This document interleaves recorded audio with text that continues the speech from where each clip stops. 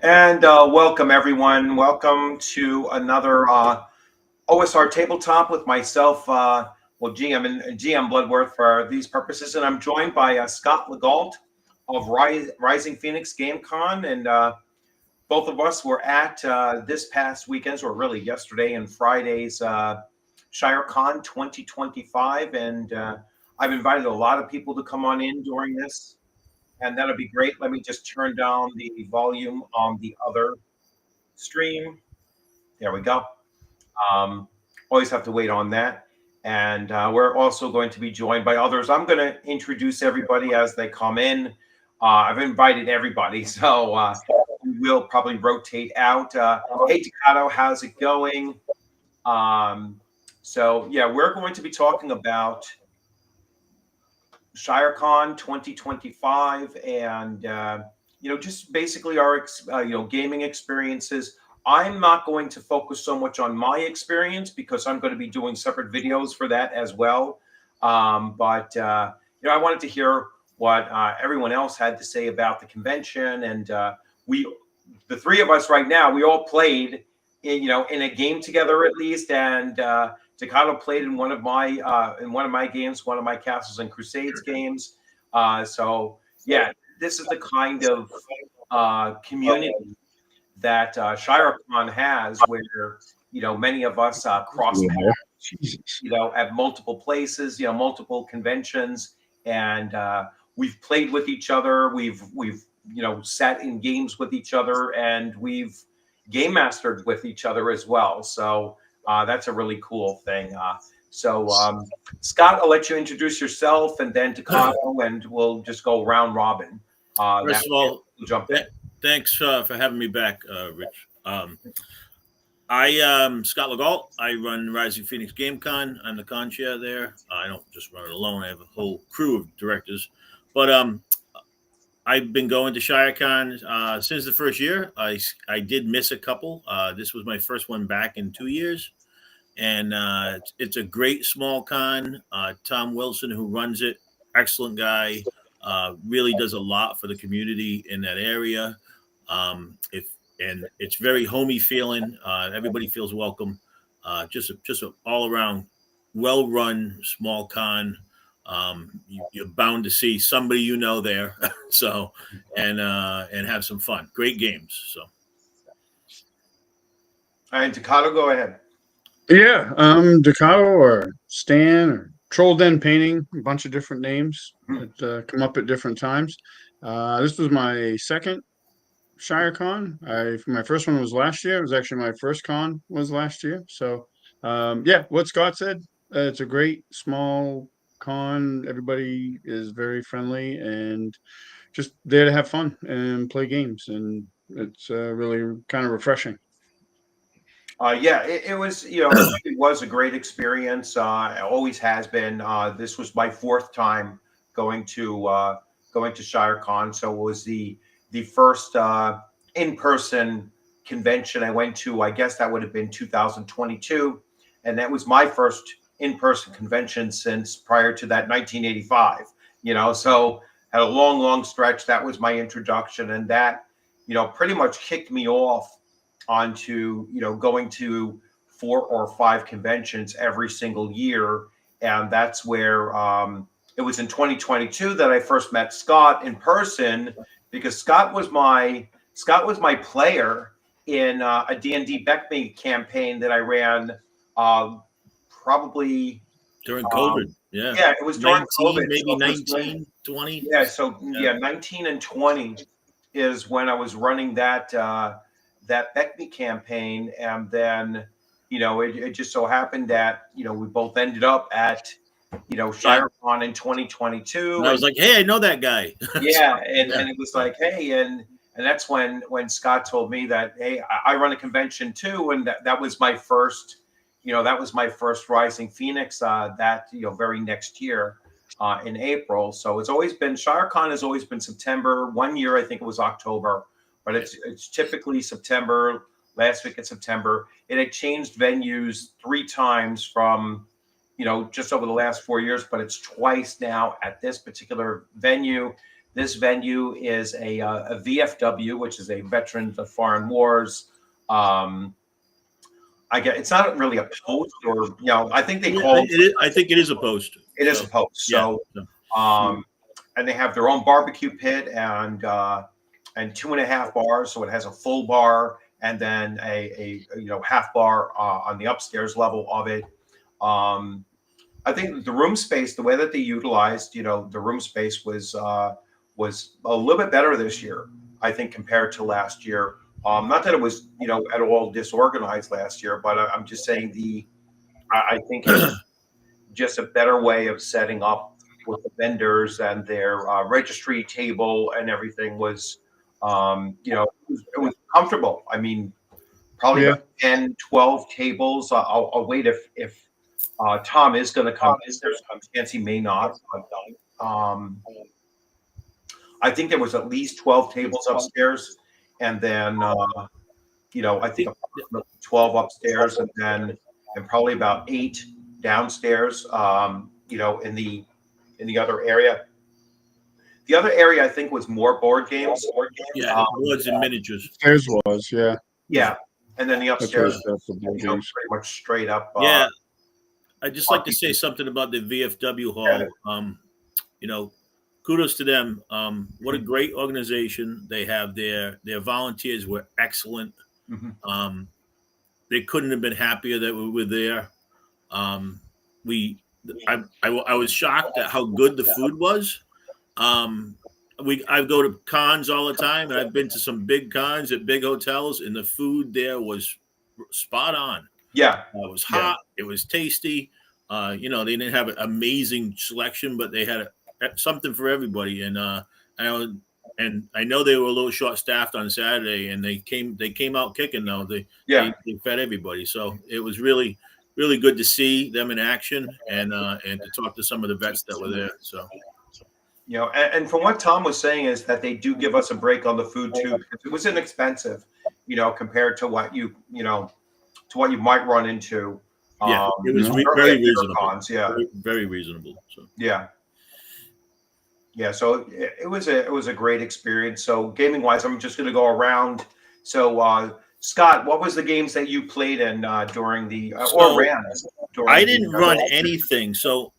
I run a lot of stuff at other conventions. I run like all weekend at TotalCon and Carnage and other cons that I go to. I run, and I run a game or two at my own con. And I kind of took this as a break, and I went down. I just got to play some stuff. I tried to play some stuff that I've never played before, so I had a lot of fun. I played in 5 if you count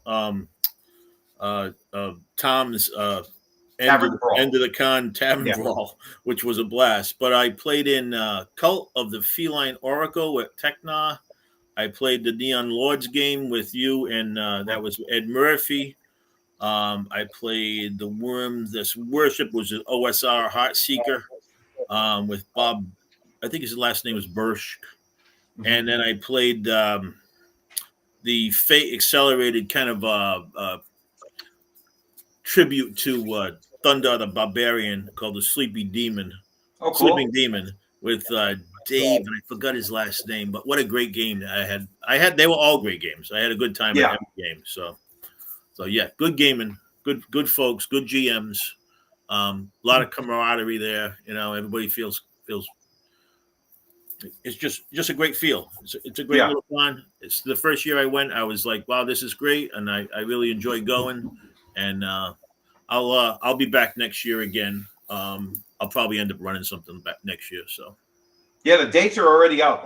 When I was going through my swag folder, I was like, I thought it was just a bookmark, and then it was like, it said save the date. So it was like, I think it's September 26th and 27th. Oh, okay.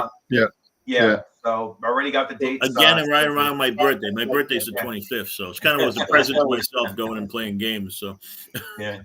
There you So go. Takata, what you play in or run? I didn't run anything. I Mhm. may do that next year. I played in a Shadow Dart game Okay. run by Ian McGurdy. Yes. Yes. That was fun. It was a bit of a gonzo adventure where we almost all of us died except for one, but it Yeah. was a lot of fun. And he was actually selling the adventure. He wrote the adventure, so he's selling it at his booth there, and I picked Right. up a copy. It was fun. cool, Then I played Hyperborea with Jeff Yeah. Talanian, which was awesome. great It was my game. second He's a year great of being GM. able to get into his game, so that was a lot of fun. And then I played Cast Crusades with you. That was Right. fun. And then we played against the Dark Master to finish out the day, Yeah. day 2. Yeah. So yeah, there was a lot of different games there that are being run, and Hmm. that's something that's really important to note about these smaller conventions.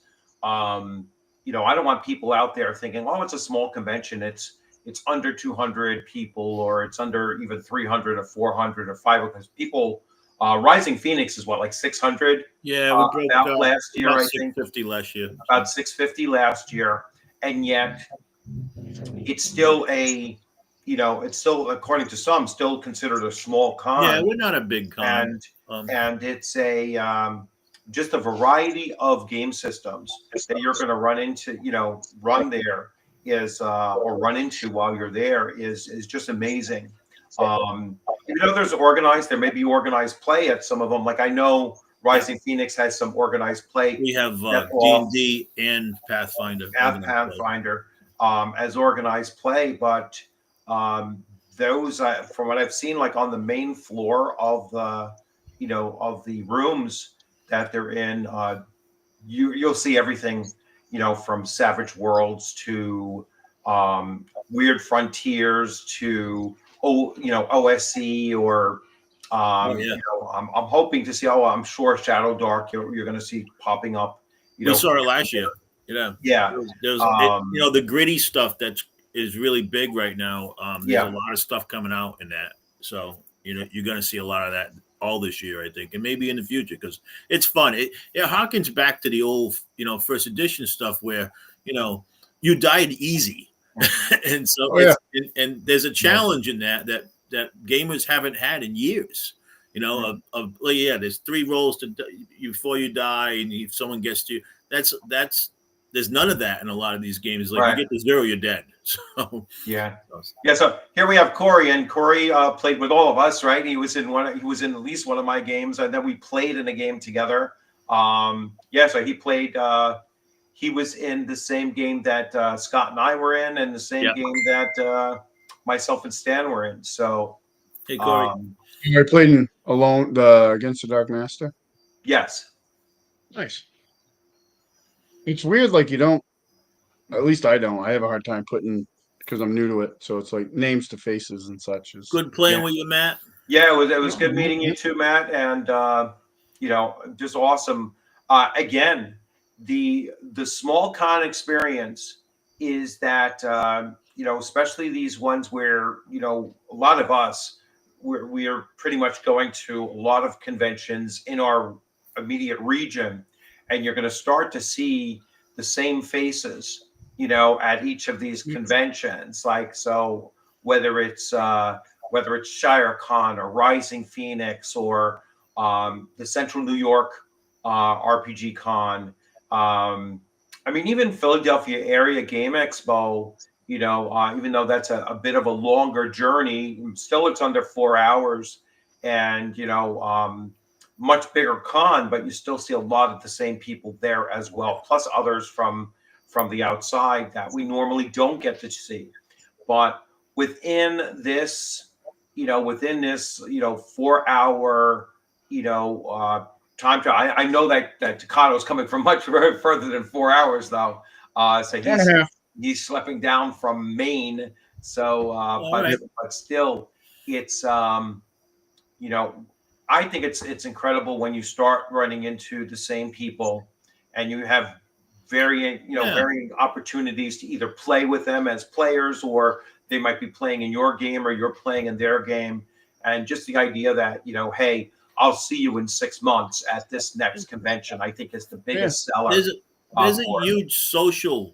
piece to gaming, that you meet people and you see them again, and then and it might be a good thing, or it might be a game where you were kind of at odds against each other, and you're like, Right. I remember you from last year. You're the guy that did Yeah.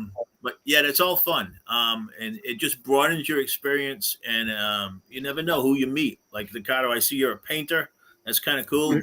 I'm always looking for painting people for the con, so maybe we could talk. So Yeah. so Yeah. and that's what it's about. It's about meeting Yeah. people and furthering the hobby. I want to make a call out to Noah Green. Ran a kids game on Saturday night day. He had about Yes. 8 kids between Yeah. the ages of probably like 10 and 15. And I looked over at one point. I was like, that poor bugger. They were all running around and screaming, but he was right behind us. He did Yes. such a good job with it. I was Yeah, so he did. impressed. He did. And that's what the future of gaming is about. It's the kids. Exactly. Yeah. So, Yeah. Yeah. That was the one picture I didn't want to take because there was so many, like they were younger than that. They were young kids. And I was like, wow, it was a whole table of young kids. And I would say they were probably under 13. That was a young group. Yeah. I was talking to one of the mothers that was there. It was She had amazing 2 daughters. And she said she was shocked that 4-hour game that all the kids hung in and were enthralled for the whole thing. So he did an amazing job with it. So, and that's good, because that's more gamers, because we need more gamers. Yeah. So, I tell you, hook them in. Yeah. Keep them interested. We do that at our con too. We have kids games on Friday. We have a big game for all the kids there. They can all come and play. We found, that is the future. I turned 60 this year. I don't know how much longer I'm going to be doing this. Well, until they put me in the ground, but you know what I mean? It's you want to hand it off, right? You want to instill the love that we have for it to another generation, so it's important. So. Yeah, there were quite a few kids there that, like I said, I mean, seeing them all at one table was awesome. Yeah. And you're absolutely right. That is the future of the hobby. And I'm glad to see them at a small con, where they're going to see a lot of different games that you. Oh, yeah. Yeah, and it's nice to see them. I don't know what they were playing behind us. I didn't pay attention to that, but with a con like ShireCon, where there's, it's mostly like older school games, and you can introduce them to those, and they'll like them. Like they're very. From my own experience teaching my son how to play when he was about the same age, they're like clay. Like you can shape them the way you want to shape them. Like you raise kids, right? You shape them the way you want. They come with an enthusiasm that really is infectious for us old farts sitting at the table as well. I know at CNY I was running that Fallout game, and we had the one young kid that he was maybe 12, 13 years old, and he became Buzzsaw because he was playing a robot with a robotic rotary saw, and that became he got right into it too. Oh yeah, he got really into it, and he was very effective with it. He was making great rolls, and he had this glee on his face. And I'm sitting there, I was like, well, wow, I wasn't anticipating that Fallout would be this violent. And then he's like, but he took it. Certainly was. Thankfully, he was playing with his father as well.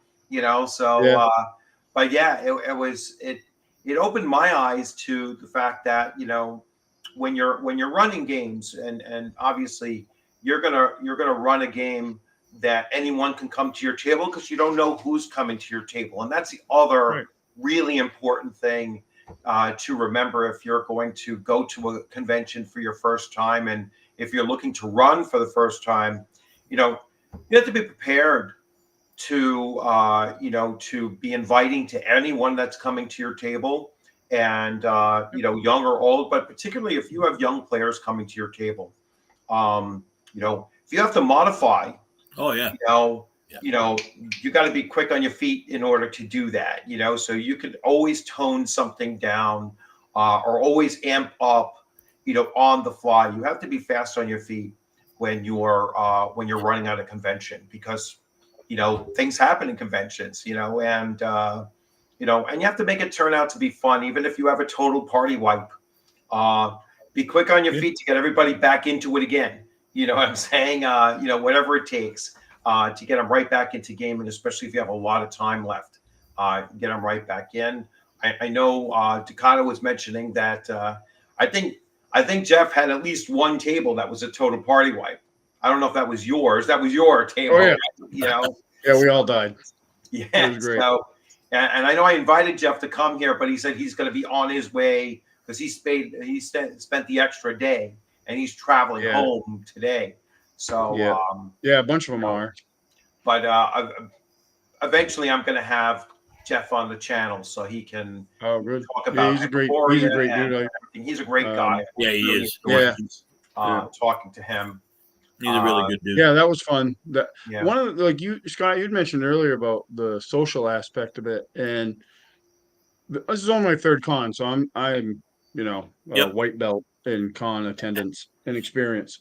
So, but one of the things I noticed, because for me, like when I have, I play games at home and stuff, and I have multiple groups, and I'm very fortunate.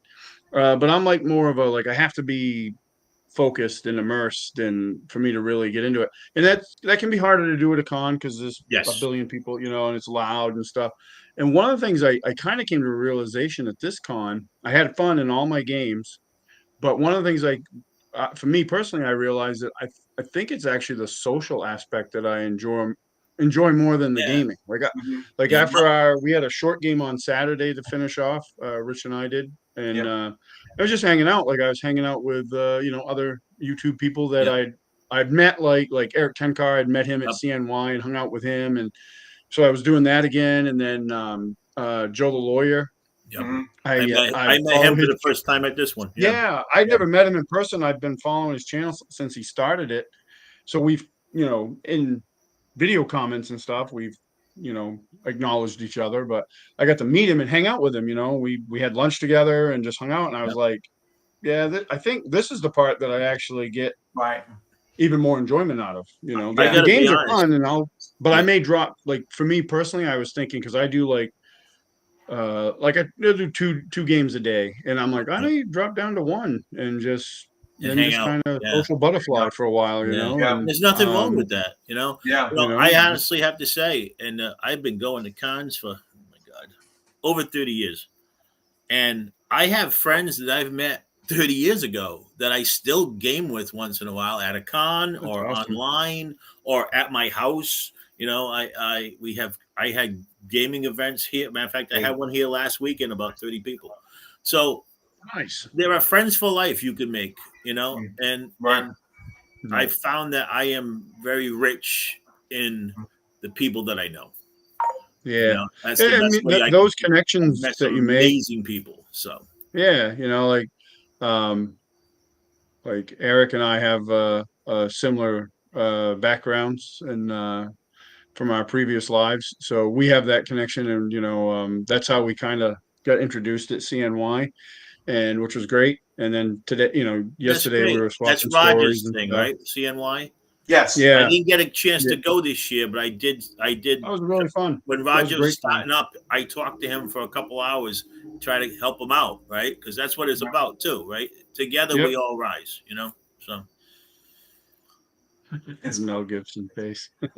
Did you get one of? You got one of Roger's new flyers, right? I'm pretty sure I gave you one too. I did. Yes, I did. Matter of fact, I think I got a couple of them. Yeah, I got a huge stack of them now. Yeah, I think I gave you like 4 or 5 of them, and I'm going to bring a bunch with me to. Please do. Rising Phoenix to hand them out at my table and everything. So he gave me a ton of those things, so I split them up between you and Eric Tenkar, and I was like, "Here you go, fellas." Every convention I go to, I'll be bringing them along with me, and just if so, my next convention, like what you guys were saying, is I'm only going for the one day. Because the second day is a half, and even though it's only like an hour and 20-minute drive, to me, I'm not going to drive 2.5 hours for, basically a 4-hour block of game time. Where are you going?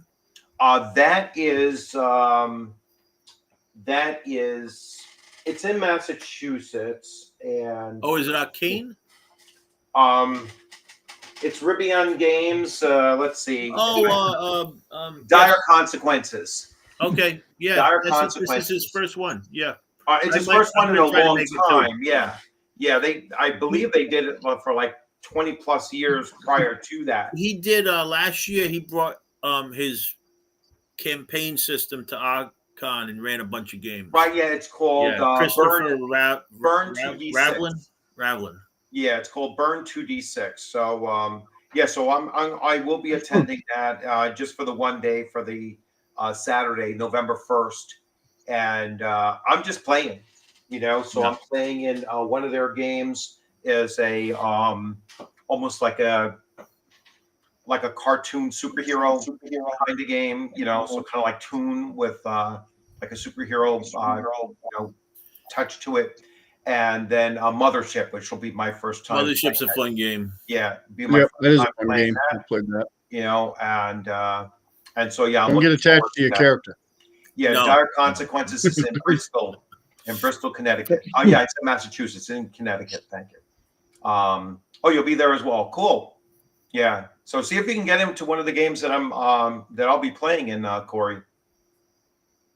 And that's what it is right there. You just saw it. Yeah. Stan, you just saw it. So Corey, if he comes back, him and Rich, there's another connection, So Yep. Yeah, another convention tied into the loop. So hey, Agile, how's it going? Eventually, I would love to end up meeting you in person as well at a convention. Maybe it'll be. I know you're. I out know there. Peter well. Yeah. Peter. Peter is. I met Peter for the first time in person at awesome DM.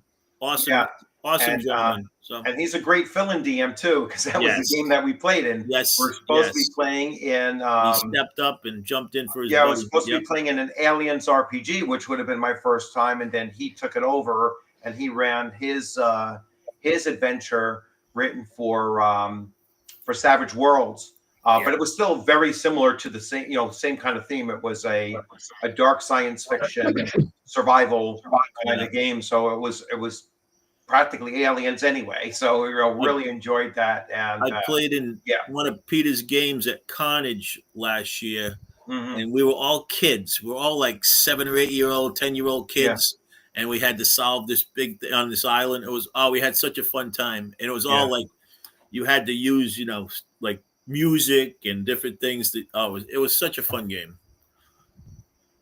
He's a great GM. So. Yeah, I believe Peter is local to you.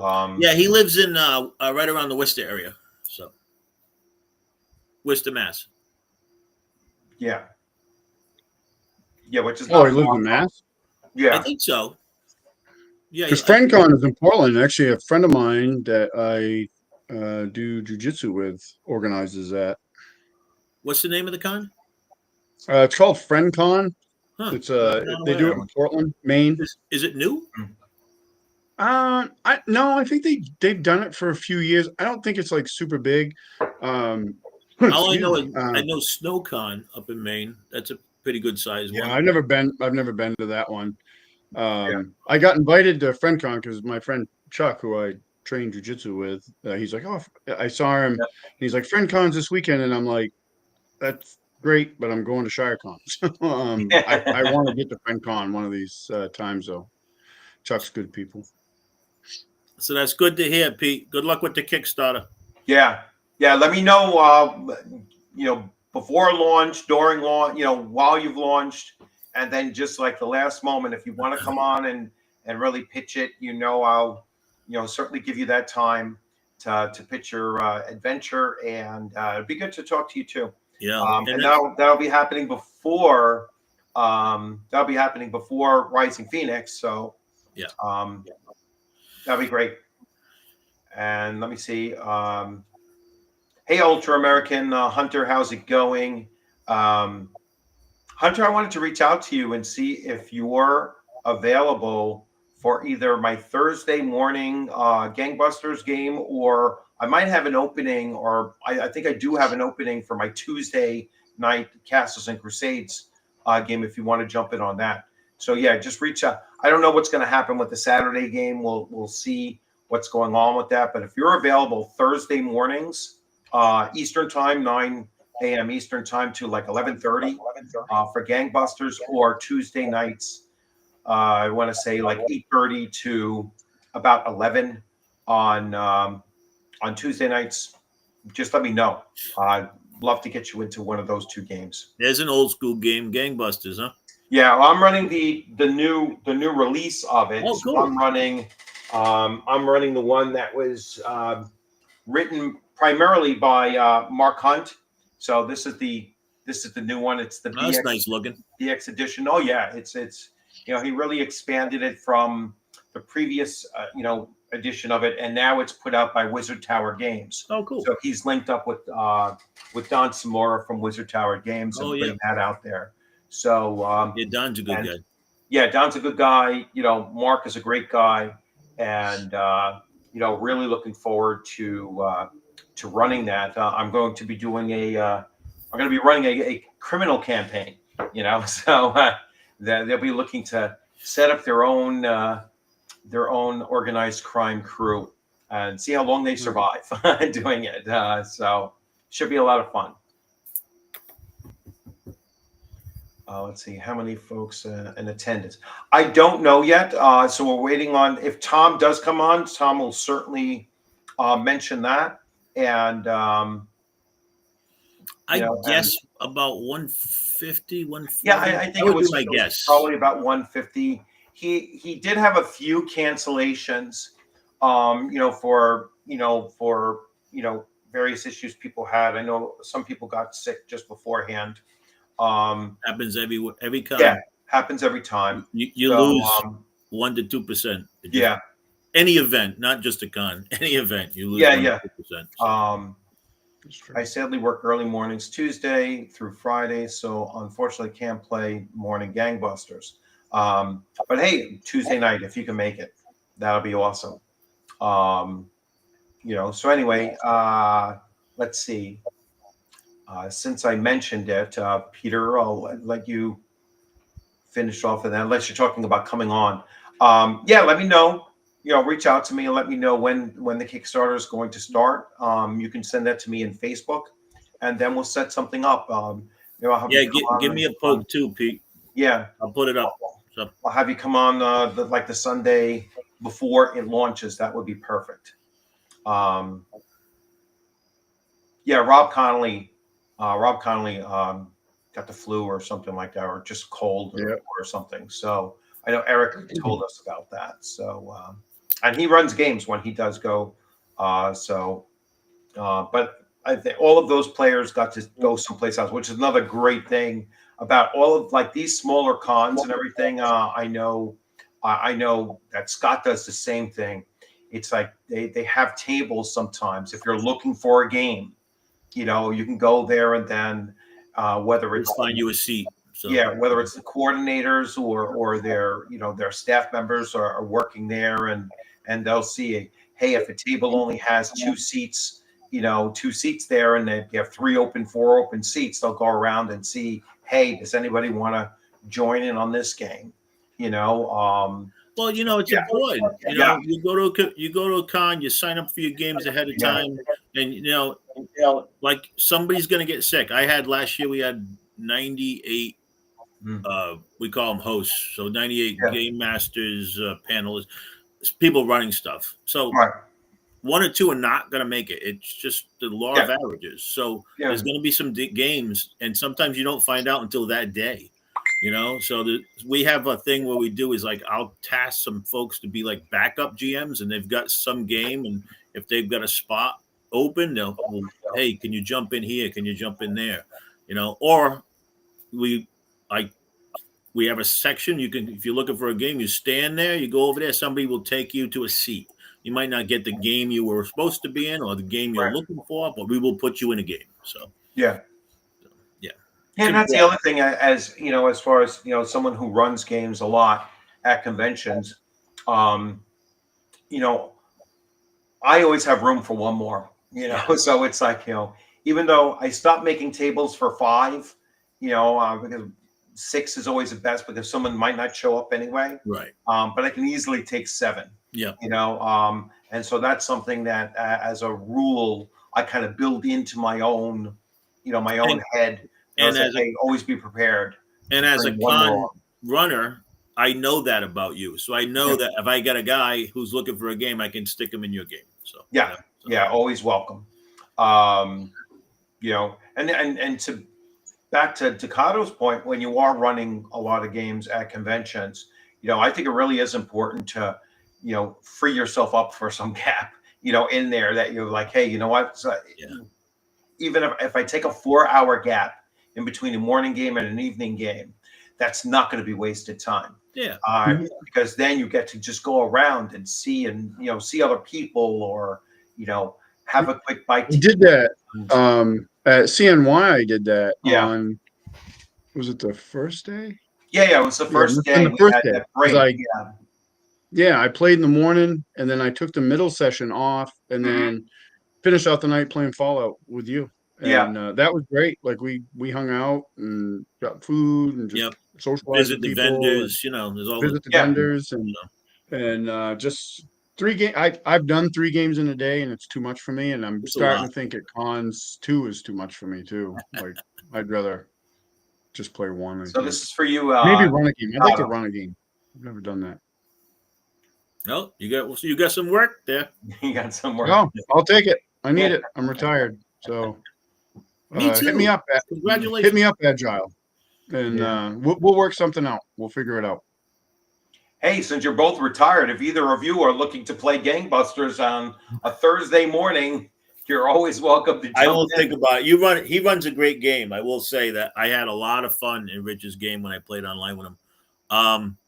I will think about it, but I am like the next 2 months, I'm literally straight out. So that's cool. That's not quite how we got introduced, but I did early on. I played some games with Rich. We were playing some games, and we got introduced through other means, but that we won't get into. But great game, man. And I've played in person 2 or 3 times with you. Yeah, at least 3 times with you. It's 3 times now. Yeah, great game. 2 different cons, 3 times, and I see that continuing on. That's like I have 2 goals. Like when I. So far, again, white belt at cons. But like it's I like the way you say that. That's kind of cool. I like that terminology. White belt at cons. I want to remember that. That's me. I recognize where I'm at. I want to play something I haven't played before. So like this time it was Against the Dark Master. I've looked at the book, but I'd never played it. And then I want to play with like Rich, and if I can get into Jeff Talanian's game and stuff like that, I'll do that. But I'm pretty lucky as far as like my gaming goes. Like I have 3 different groups. Like I have 2 weekly groups and a group that meets twice a month. Yeah. So I'm like, it's not like I'm really hurting for games. Like I understand some people, like maybe that's the only chance they get to play in person games. That is true. Some people that is their outlet. Yep. And there's nothing wrong with that, but I don't have that same experience. So it's like, I don't need to like cram game. I don't need to cram games. That's kind of the realization that I came to this weekend. Yeah, that's it. That's exactly right, Corey. Yeah, no, that's great. They were great about that. Like I saw Tom talking to Eric about it, and because Eric was going to take on like 8 or 9 people, and Tom was like, "Well, we can always like spread them around, to other tables and stuff, and whatever you want to do." And and I saw that at CNY they had a game master that didn't show, and they were running around like trying to find games for that somebody to run a game for those people, and somebody did stepped up and ran a game for them. So and it's important because especially with like if you use TTE, by the time the person gets there and gets to the table and realizes there's an issue, a lot of games are starting, right? So you have to be quick. You have to have a plan in place ahead of time. So how do you help these people out so they don't go, oh gee, I just wasted a 4-hour slot, right? Because I've only got say you go to a con and you're there for 2 days, Friday and Saturday. So you come in at Friday at say noon. So now you got five game possibilities, right? So basically. So, and if you lose one, you're like, well, that's 20% of my gaming. Right. Yeah. So You got to be on top of it. We've tried a bunch of different things, and so this will be our 5th year coming up. And now that we've got a plan in place, it's working a lot better. So, real quick, Death Angels. Sometimes YouTube, it's hard to get links put out on YouTube. Sometimes they treat links initially as spam, and so if you're trying to send links to each other, they'll block them. We had that happen with some of our ads last year. Yeah, YouTube has always been like a little bit iffy on links. Yeah. The only time they don't mess with links is when you put them in your descriptions. Other than that, they try to avoid links. That's good to know. I didn't know that. Yeah, that's sometimes they get through, but a lot of times, I'd say probably more than 80% of the time, they're going to get filtered out. They get flagged. Yeah. And they think it's like just advertising, and they dump it. So yeah, because I haven't seen a Russian sex bot in a long time. So I think we fought one Saturday night. No.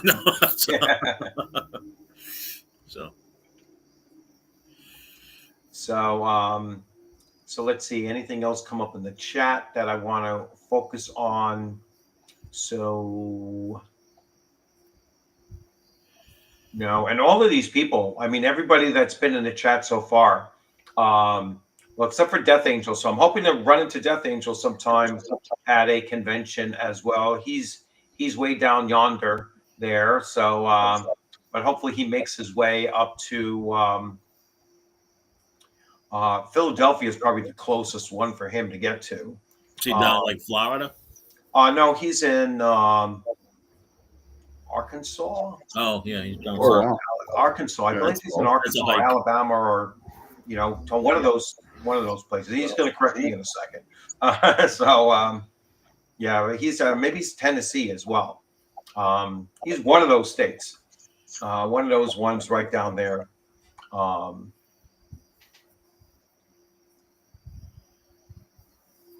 Ultra said he's not seeing your messages. No links in my posts. I don't know. Maybe he has it blocked. Have you been harassing him lately? East Tennessee. Tennessee. Yeah. So Hunter might have to just double check his filters to see that he's not, accidentally blocking you. That's another thing that sometimes happens.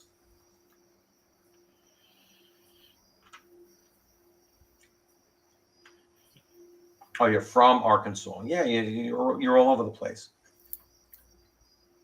That's a ham radio hobby that you have there. So you're very flexible where you can move around to. Always staying in touch, right? So yeah. So what's the next con for you, Scott? Your own, or you have something in between? Yeah, I would have gone to Carnage, but I'm actually going on. I'm going to Aruba. So I will not go. No, hey, create a con in Aruba, right? But yeah, the next con for me is probably mine. Yeah. So, and Ducato, yours? I actually just signed up for this one. OSR Con. Yep. All right. Yep. That's so one day for us. I just signed up for that. 1 day, right? Yep. Yeah. Yep. 1 day. It's like 2 hours from my house. So I'm actually thinking I'm going to go down the night before because it starts at like 8. Yeah. So I don't want to battle that traffic to Massachusetts at the wee hours of the morning. So I'll probably go down the night before and then just drive home afterwards because it goes from 8 until 10 o'clock. Were those guys at ShireCon or just their cards were? What's that? Were the guys for OSR Con there at ShireCon or? I just saw a card. I have a card too. So. Yep. So they got right now, they have for guests, they have Jeff Talanian, Del Tiegler, who does a lot of the art art for Hyperborea. He's good Ian McGuire, yeah, he's great. Yeah. Tom is going to be a guest there, and Matt Roberts. So cool. It's a friend of. I asked Jeff about it because he had a card on his booth, and he's like, it's a friend of his that's setting doing the con. So cool. It's the first time they've done it. First year is always tough. So yeah, it Carnage, should be interesting. Total, and Rising Phoenix for I actually made a mistake. I was thinking for some reason that I'm going to Page in January.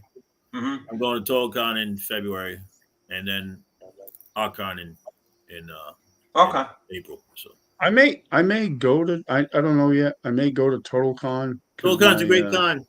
It's a good sized I have con. a About I have a 1,400. friend that goes his here the game store goes and he can bring me in that way. So Cool. I don't know. Yeah, no, It'll it's a depend. I fun haven't con. looked at it. So yeah, and Steve everybody Parental that there. runs it was at ShireCon on Saturday. So Yeah, at ShireCon, a lot of people talked about it, and they all were yeah, like, "It's a lot of fun." So I've been going to TotalCon for well, I'll be 23 years, something like that. I actually met my wife there. So oh, huh. yeah, many years ago, and I am Yeah. I run their flea market right now. I've been doing that for about 12 years. So Yeah, I'd like to go. It'll depend because my home gaming group, we do annual gaming weekend, and usually we do it like during February. We've been the last few years, we'll do it during like February school break because my son's in yeah, college. So All right. we'll from Thursday to Friday we get together and game and hang out. So cool. um, that might keep me from going just Right. because I organize all that and it's not a con, but it's like herding 7 different cats all at the same time. Well, you're So welcome to come down to Rising Phoenix, man. thanks. Yeah. A Total Con. I did Total Con as a virtual con. That Oh, would that have was the probably been, COVID year. Yeah. yeah, the COVID year. I Yep. did Total Con during the COVID year, just like I did the uh, the D&D one, the old school D&D one, Legends and um, oh, what the heck was Legends and Layers. that? No, I have to. It's the one that Luke Gygax runs. Oh, Gary Con. Gary Con. No, it wasn't Gary Con. It was the other one. Oh, Founders and Legends. yeah. Founders Yeah, and Legends. okay. Yep. Yeah, so that was one that I did. I did like 3 or 4 cons during that first year of COVID. Um, so you're going back to those. Let's see. I can look at my whole list of, let's do 40 cons and see. I haven't done 40 cons. Going back Carnage is in was, Vermont, right? oh, virtual Kobold Con Hmm. was the first one. The Crown City Con was the one that got canceled. That was supposed to be in September of 2018, and that got canceled for other reasons. That was pre-COVID. Then Virtual Kobold Con. Con of Champions was another one that I went to, Oh yeah, I remember virtual, that. and that was in 2020. Founders and Legends was 2020. Um, We Virtual were supposed to be Great in Hall 2020. Con was So 2021, and then yeah, my first physical con, I have it here, was ShireCon 2022. yep. I missed VentureCon that year for that was supposed to be in July of 2022. So I think that was just after we were done and I couldn't make it Yeah. out there. Yeah, we were supposed to start in it was- 2020, and Yeah. TotalCon went off in February, and we were supposed to go off in April, and we were 3 weeks out when we pulled the plug because COVID Yeah. just like slammed into everybody. So, and then we took a year off, and we came back in 22. So Yeah. So let's see. Yeah, I'm getting different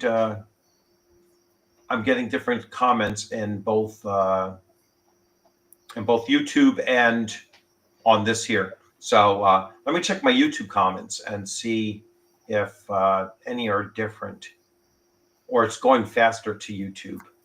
So I see some people mention, yeah, Peter, thanks a lot, Founders and Legends. Yeah, so they're getting caught up over there. And oh, there it is. Yeah, there's a little bit of lag in between the two, which is interesting. So anyway, well, we're coming up on, well, at the 1 hour mark, I'll give out the last of the 3 memberships I have for the month, and see what else. So let's see. Hey, Mike, how's it going? How's it going? Good to see you. And if anybody wants to join in, I thought I heard a ping earlier on, But if anybody wants to join in and just talk about your con experience, especially if you were at ShireCon, um, please feel free to jump in and chat about it. Yeah, ShireCon was definitely a great experience. Um, they focus on gaming, and that's the other thing that I really like about it is that it's core. I'd say about 90% of its focus is on gaming, if not even slightly higher. They do have vending, and the vendors are great, and they're right there in the same room that the gaming is taking place in. There's not an overabundance of vendors either, and and the fact that they're right there and they're right next to their tables and everything gives them, I think, an opportunity to play as well, because I know that they were alternating and playing out, and looks like there was a lot of coordination between them. Hey, watch my table while I go play. And so they were doing that. Ian was doing that with Jeffrey Talanian, and Ian was doing that with the guy next door to him. That would have been Jason Elliott. So yeah, Jason Elliott was there as well. Yeah. I picked up Top Secret New World Order, the box set, for that. And for that, really looking forward to jumping in on that as well. And Chet got to play ran a game. So yeah. Yes. Yeah. So yeah, Chet ran that. Yeah, they had some good stuff. I somehow missed them last year. I didn't check their thing out, but I got over there this weekend. They had some good stuff. I left with some of it. Yep. You'll have more as time goes on. Yeah. Yeah. I'm like, oh, it seems like there's less vendors here this year, but I still spent all my money, so I guess it's okay. Yeah, because it goes to a great cause, right? Yeah. That was the other thing that Tom did there was some of their auctions, or at least one of their main auctions, raised up like $2,000 or something for the VFW hall. Yeah, like $2,000 for the VFW. That's phenomenal. That's really and that was not just from the auction sales, but that was also donations at the same time as well. And some of the items they had for the auction that were donated were really nice items. Yeah, there was some beautiful stuff there. One of the times I'm gonna have to bring a bunch of my stuff and donate it, because I have a whole bunch of stuff that it's time to clear out and make some room on the shelves, for things that I'm actually playing and using. So, or if I wasn't at work, yeah. Oh yeah. You can jump in if you're, hey, take a quick break from work and I jump in. No, I get it. And let's see, another recommendations for fall and winter con is in the fall and winter time. Well, I just gave you all the ones that I know of in the fall and the winter. Game Hall. Yeah, Game Halls. I want to say it's in September. I could be wrong. I went to Game Hall. Awesome big con, 5,000 people. Feels like a small con. Very well run. Awesome games, great people. Game Hall is in October. Okay. October 16th and 19th. Yeah. There's Arnicon. But Game Hall's a fun con if you can make it down there. It's in, I know it's at the Allegiance Convention Center in Madison, Wisconsin. Yeah, Arnicon is actually coming up on October 10th to 12th. So that's the estate of Dave Arneson, and that location is Minneapolis, Minnesota. So that's coming up in October 10th to 12th. And Total Con's in February. Another great con. Local Total Con's in February, and Dire Consequences is in November. So yeah, there's a lot of cons. Page in January. So yeah, you have Venture Con in Madison, Wisconsin. I know is he's doing a virtual con and then his in-person con. I got to see when his virtual con is coming up. That I will certainly make. Is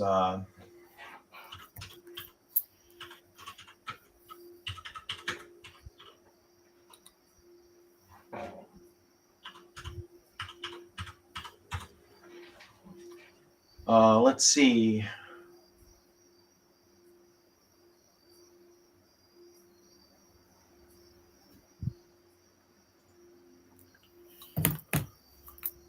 So the virtual con is going to be in January, January 9th through 11th.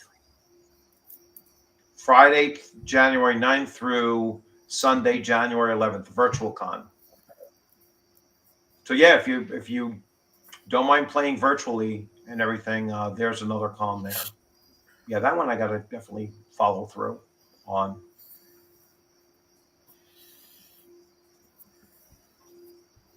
So let's see. What do you guys recommend? So yeah, so there's a lot. I mean, just go in there, go into like tabletop events and, put that range in there, or just see what the next 6 months of conventions are coming up. Where does Mike live? He asked a question. I don't know where he lives. So Yeah.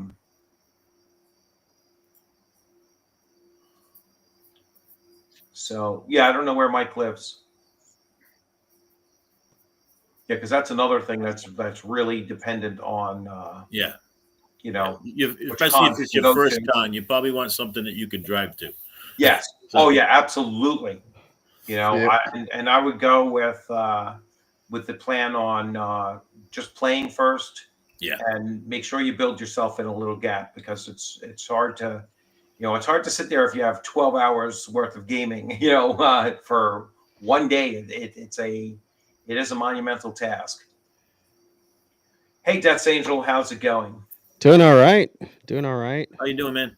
Oh, I feel like I need a shower. I was out mowing the grass and I've been listening for, well, since about 20 after. I was trying to get it done before, but also before you started, Richard.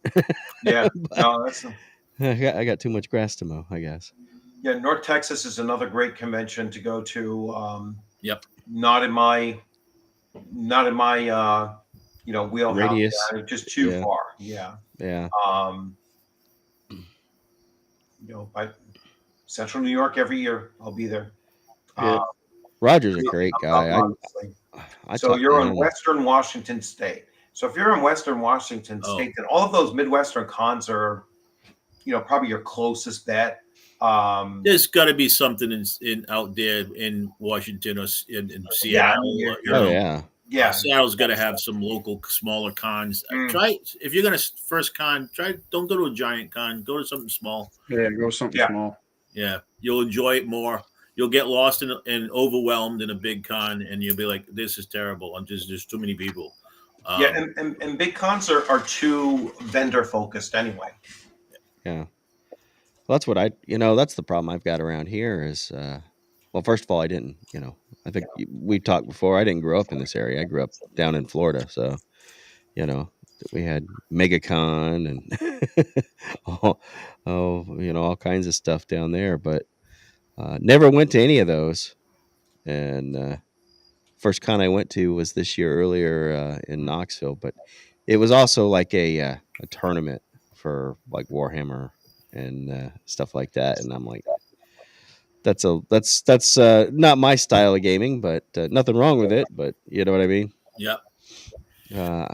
So I'm looking around and trying to find places. There's one going on next month down just north of Atlanta. That's by Level Up Games. It's called LugCon. I took off. It's supposed to be a 4-day event.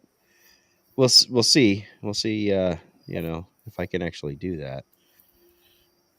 Yeah, Ultra American. I'm not seeing your comments on the YouTube side either. Yeah, I didn't see any ultras. Yeah, I don't know where Agile was. It's on their end. I think he must have been on a different platform at first, because I Agile? didn't see him when I went back to look at him. Yeah, you're coming on here through Restream. You're coming on here through Paired, but for some reason, you're not coming in on the YouTube side.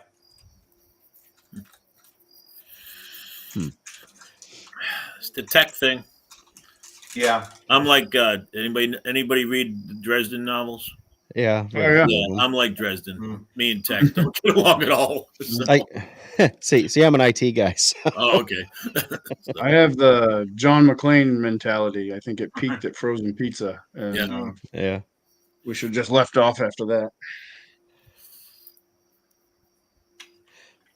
That's Yeah. kind of what. Yeah, the smaller cons is what kind of like what I'm looking to go to. I mean, I Mhm. think LugCon is going to be a little bigger because it's sponsored by a company that sells games, and it has, I think, multiple stores in the Atlanta metro area. So Is it a miniatures company? Is it like, because I heard you mention Warhammer? no, it's by Level Up Games. Huh. So Oh, Level Up games. They sound vaguely familiar to me. Yeah, yeah. Level Up games I've heard of. Yeah, Are I they the think ones? I gotta look something up. Are they now. board, they board games? well they sell everything. They're a vendor. They're a retailer. Yeah. They're a retail outlet. Oh, okay. They're like a chain of your FLGSs Oh, as okay. opposed to an independent type. Mm. That's my understanding. I've never been in one, although I think they may have had a store in Knoxville when I first moved up here. Mm. And of course, I moved up here in 2020 in February. We all know what happened in March. Yep. there was one game store that was supposed, that was kind of a little local thing. I think it was supposed to be called the Dented Mug or something like that, and they managed to open. They were getting ready to open, and then of course everything got shut down, and Yeah. they had all their own custom made gaming tables and stuff like that, and it just was That's like, too bad. yeah, they couldn't survive it. A lot of companies, a lot of small companies, not just in the gaming, a lot of small companies went down. So Yeah. a lot of small restaurants too. So. Oh yeah. Well, there's still. I mean, even some of the fast food places around here, they're closed at like 6 p.m. or 5 p.m. some days Yep. because they don't have people working. We have that still here. I miss the old days of going to Walmart at 3 a.m. And then there goes the five free memberships. So Fiatas, congrats. Bob Vecna, congrats. Mike, congratulations. Robert, and Seeker's Hollow. That's a new face I haven't or name I haven't seen. So congratulations all, and you're welcome to join the Discord and check that out. And you can also go to my X account and follow me over there, and of course here on Facebook as well, which you already know. I'm not Facebook, YouTube. Facebook, I'm on Facebook as well, but I get in trouble on jumping Facebook. on some gaming. What's that, Death Angels? I said I get in trouble on Facebook. Yeah, the other things I can get in trouble in X as well. Yeah. Although it's been quite some time, but I'm a little bit more cautious now. Oh yeah, yeah. X. I just don't get it. Well, it's not just that, but there are so many people that couldn't keep the politics out of things. And it's like people I gamed with for 20 years. It's like, really, you're gonna hate me now because I don't believe the same things you do. Yeah. Yeah, this is actually the one place that I'm less political than I am on the other places, and I should try to clean that up too, and just not get dragged into so much. that's what I do. There. That's what I just get on Facebook, and I may see a couple of things. I try to recruit some folks for. I've been trying to do set up some local in-person games for a while now, since pretty much past couple of years since we bought the house here. And so I found a couple of groups, and I posted some things, and I get one or two people that are interested, but if they're going to drive an hour, if they live an hour away, I can't guarantee that they're going to become reliable. Not saying that they wouldn't be. It's like, you know, and it gets frustrating. It gets frustrating. Well, yeah, I did a whole stream about that. You know, when you go to a convention, leave your politics at the door. Yeah. Because you're there to play a game. Yeah, You your know, commonality is you're all gamers. yeah, Right. Yeah. Yeah. We got you're all that gamers. one. You're there to play a game. You know, and I have the same message for people who are running games, who are playing games, and convention organizers as well. And just because they were saying, how should a convention organizer respond or react if and Scott being here too, is perfect, perfect person to turn to, so I had somebody who was, mentioning that they were going to go to a convention wearing, an anti-Trump shirt, let's say.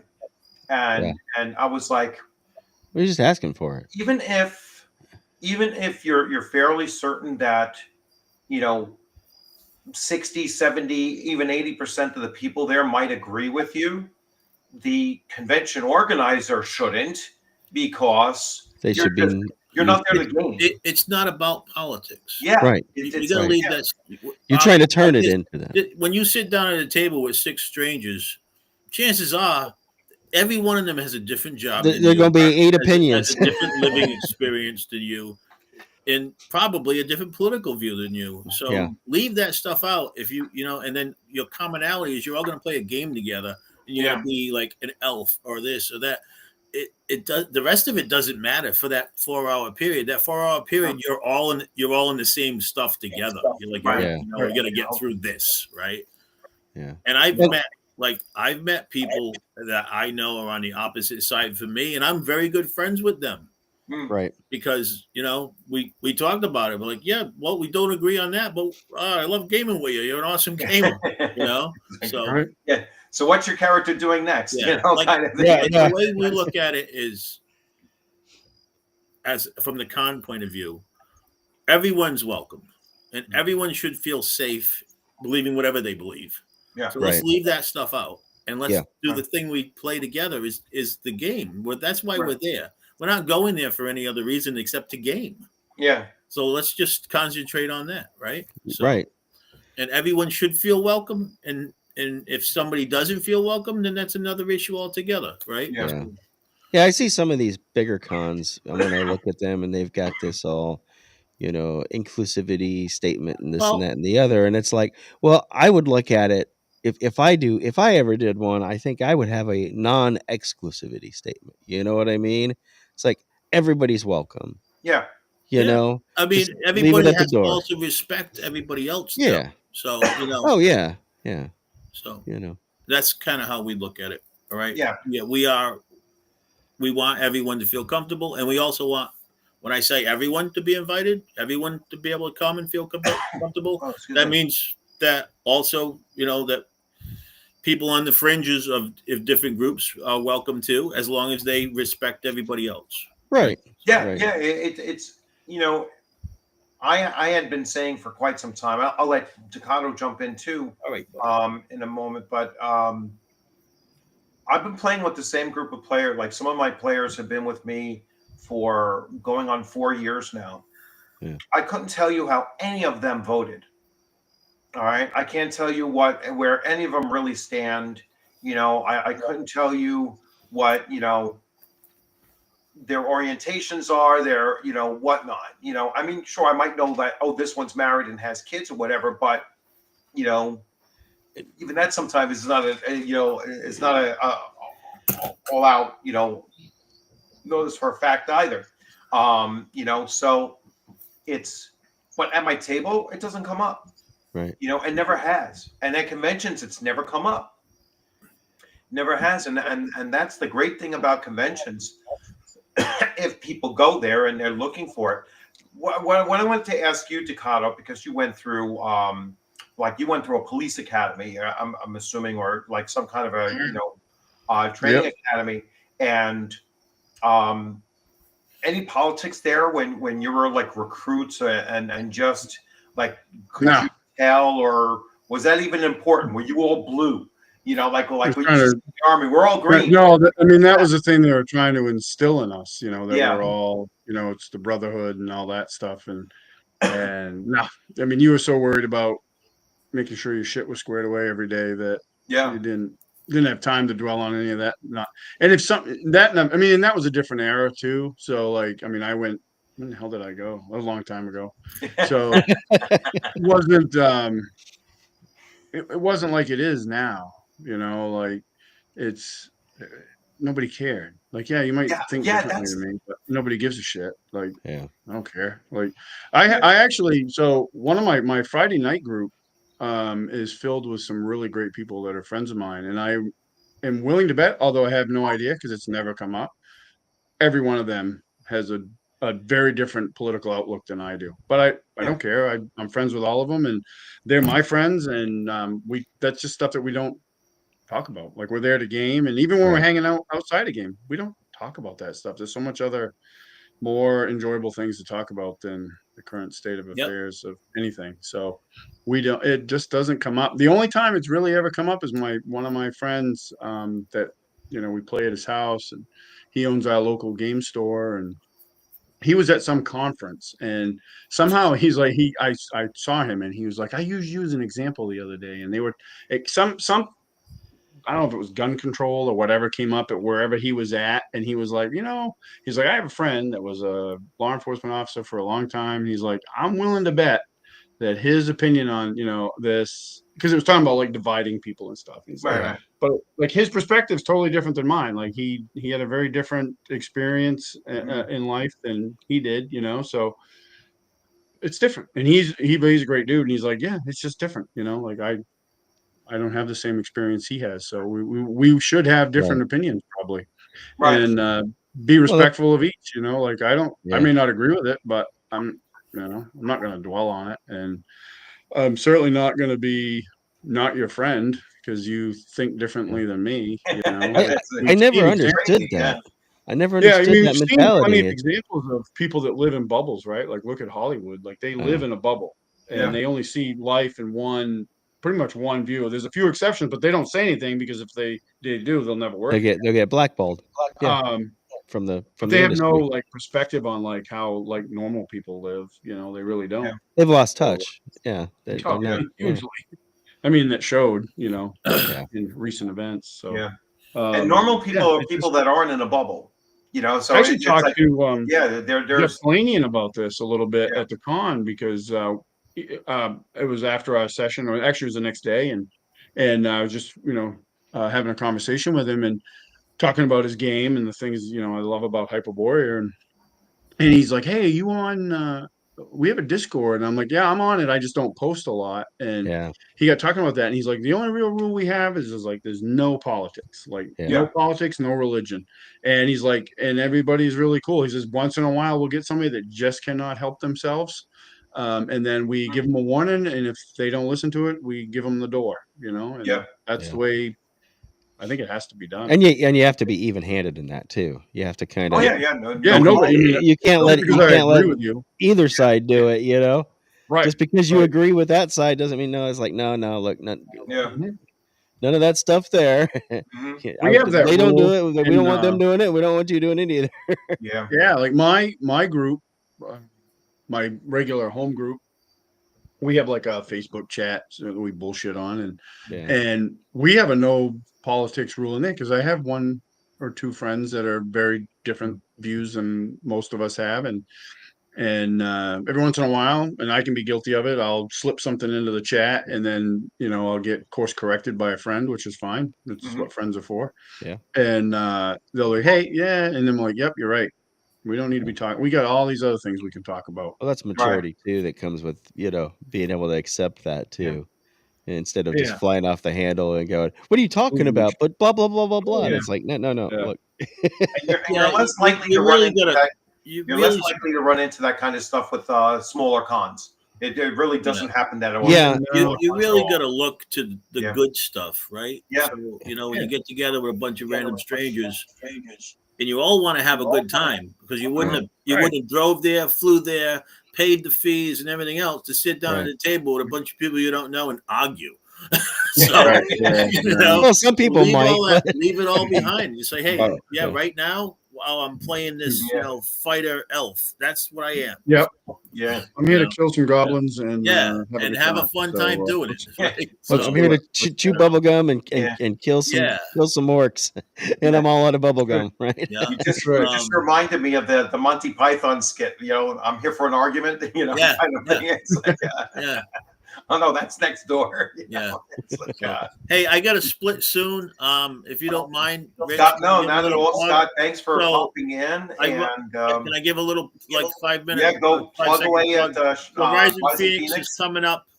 We're going to be this year, April 24th through the 26th. Actually, the 23rd. We do a soft start on Thursday night. Mm-hmm. This is our 5th year. We got some surprises installed for people. I can't talk about them yet because we're still waiting for a permission to do something. And but if it all goes well, we're gonna have a really special event at the con that people will be able to play in, and you will be able to get prizes from it, from your ability as a player. Yeah, we're really looking forward to doing this, and I'm hoping that we can. I think we're gonna.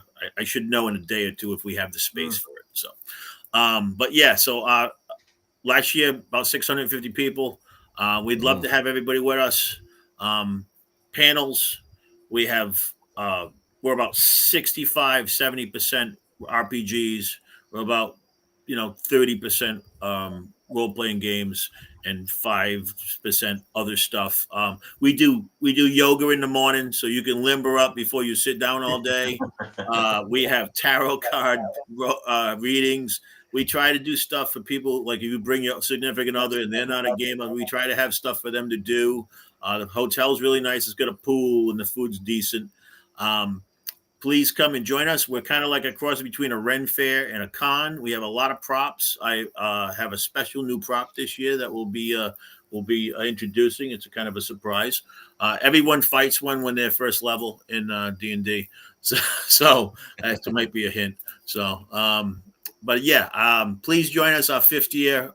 We're really looking forward to it, and we're really looking forward to sharing our love of gaming with everybody. So. That's all I got to say. So, Yep. Thanks a lot, Scott. And I'm looking forward to seeing you there. You I can will check be us there out this online year. at www.risingphoenixgamecon.com. There's all kinds of pictures there. Please check us out. Okay. All right, everybody. Hey, it was nice talking to you, Ducato. It was great talking to you, buddy. Nice talking to you, Scott. That's Yep. Angel. Have a good one. Have a good night. And I got a split. All right. Take it easy, Scott. All right, peace. Take care. All right. And if anyone else wants to jump in, there is the link. You're welcome to jump in. And so let's see. There was some here. I agree with everyone thus far. We emphasize our differences too much. How about what all of us are working class we have in common? Yeah, you know what? I haven't gamed with any billionaires, and I haven't gamed with anyone on the other lower end of the no Hollywood elite. Yeah. So yeah, no Hollywood elite. Although I think Joe Manganiello would be kind of fun to game with, to be honest. I would game with him. I'm sure that he would. 100%. He's probably he would probably be one of the I guess the most wealthy of players that of the normal players, sitting with, because even like the gaming royalty that we might have played with, like I played with Frank Metzner and Alan Hammock and Zeb Cook, and none of them are millionaires. You know what I'm saying? Right. It's like so yeah, they're all working stiffs like the rest of us. Yeah, it's like yes, you'd have to be playing with like the Hollywood, or like if you're going to a Gary Con or something like that. Yeah, you're going to be sitting with somebody and playing with somebody that that has some wealth and everything. But most of us, like the comment said, we're all middle class people. We're generally, this is a hobby for us too. Right. It's like we all have other things going on. I don't think anybody, that whole derogatory belief that we're all, 50-year-old trolls sitting in our mother's basement kind of thing. No, I bought this basement, darn it. I'd say, yeah, you know, I think probably 95% of us are probably married with kids, and yeah, we might be 50-year-old trolls, but we're Yeah. we might even be videoing from our basements, but like you said, our basements are finished off, or there are little gaming areas, Yeah. that's dedicated to this kind of a thing. You know, I'm in the extension above the garage kind of thing that's right off from the main bedroom. So this Yeah. is a little nook, that is kind of my work gaming space. Yeah, if the price of lumber would come back down, I'd put up some more walls down here. But yeah, it's something I kind of I told you before that like I've gone to what we call in the ham radio hobby, we have what we call Ham Fest. It's the same Yeah. thing as a con. Yeah. And every year, like clockwork, for I think 7 or 8 years now, we've been going. There's one over in Huntsville, Alabama, which is only like 3-hour drive from here. When I lived in Florida, it was like a 7-hour drive.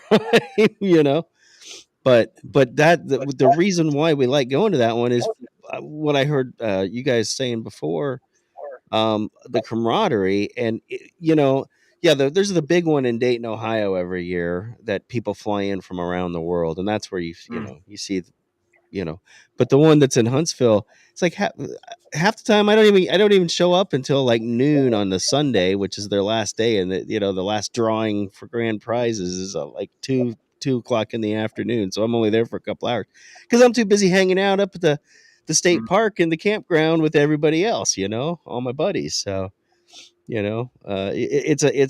it's more of a social event for that one, but and that's kind of what I'm looking for when it comes to some of these smaller cons. If I could just find some that are around here, or even start one, who knows, you know.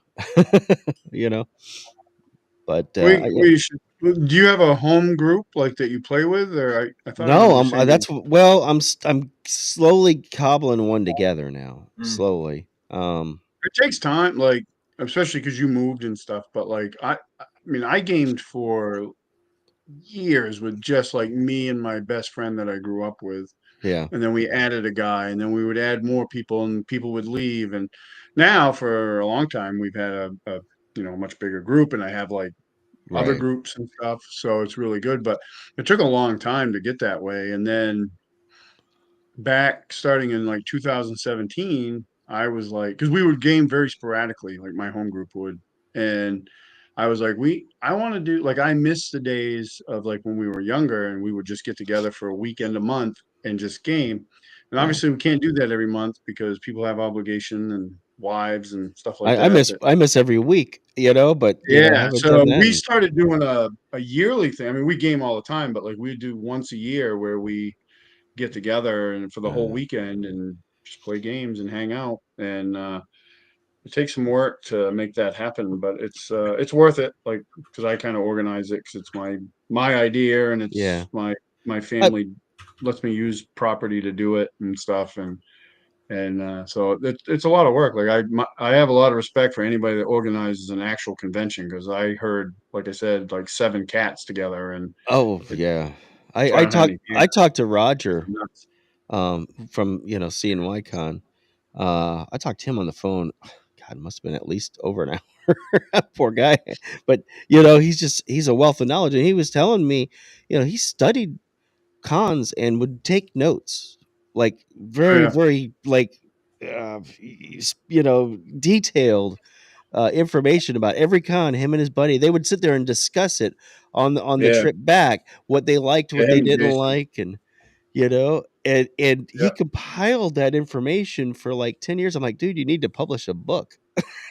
you know What's the neat thing? Like I was just listening to at ShireCon, Eric Tenkar and Joe Mhm. Lawyer Yeah. did a live stream, and Tom was on it. And one of the things Tom talked about was like he would go to these other cons, and there was two in particular. One was North Texas. I don't remember the other one, but Yeah. like the guy, he would talk to the people that organize it. And he's like, "Hey, I want to do this. What are the pitfalls? What should I do? What should I not do?"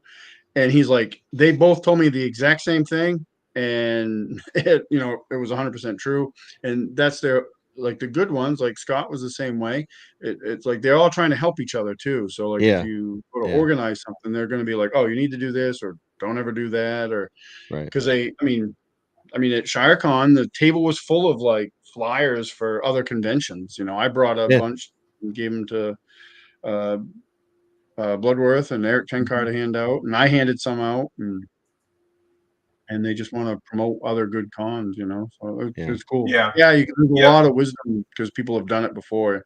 You don't have to reinvent the wheel, right? So Yeah. uh, Yeah. He's a wealth of knowledge, and yeah, Roger's a good dude. He put a lot of, like, I hung out with Roger last weekend for an afternoon, and he was in Maine, and we hung out, and he he put a lot of thought into that convention. A lot of, yeah, yeah.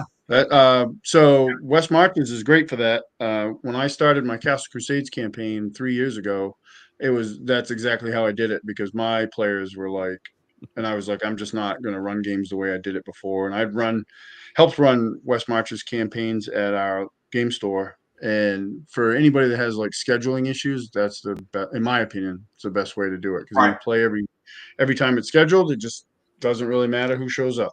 I Like thought if about I get doing one of one or those. two Like, people, I'll run a game. I don't. One Yeah. person would show up at the house, I'd run a game for them. I don't care. But Yeah. um, Plus, yeah, the other that thing- works great. We haven't missed a session in Hmm. 3 years that we played Yeah. the game. We haven't missed one session. Plus, the other thing I think is important to remember is having shorter sessions is, Yeah.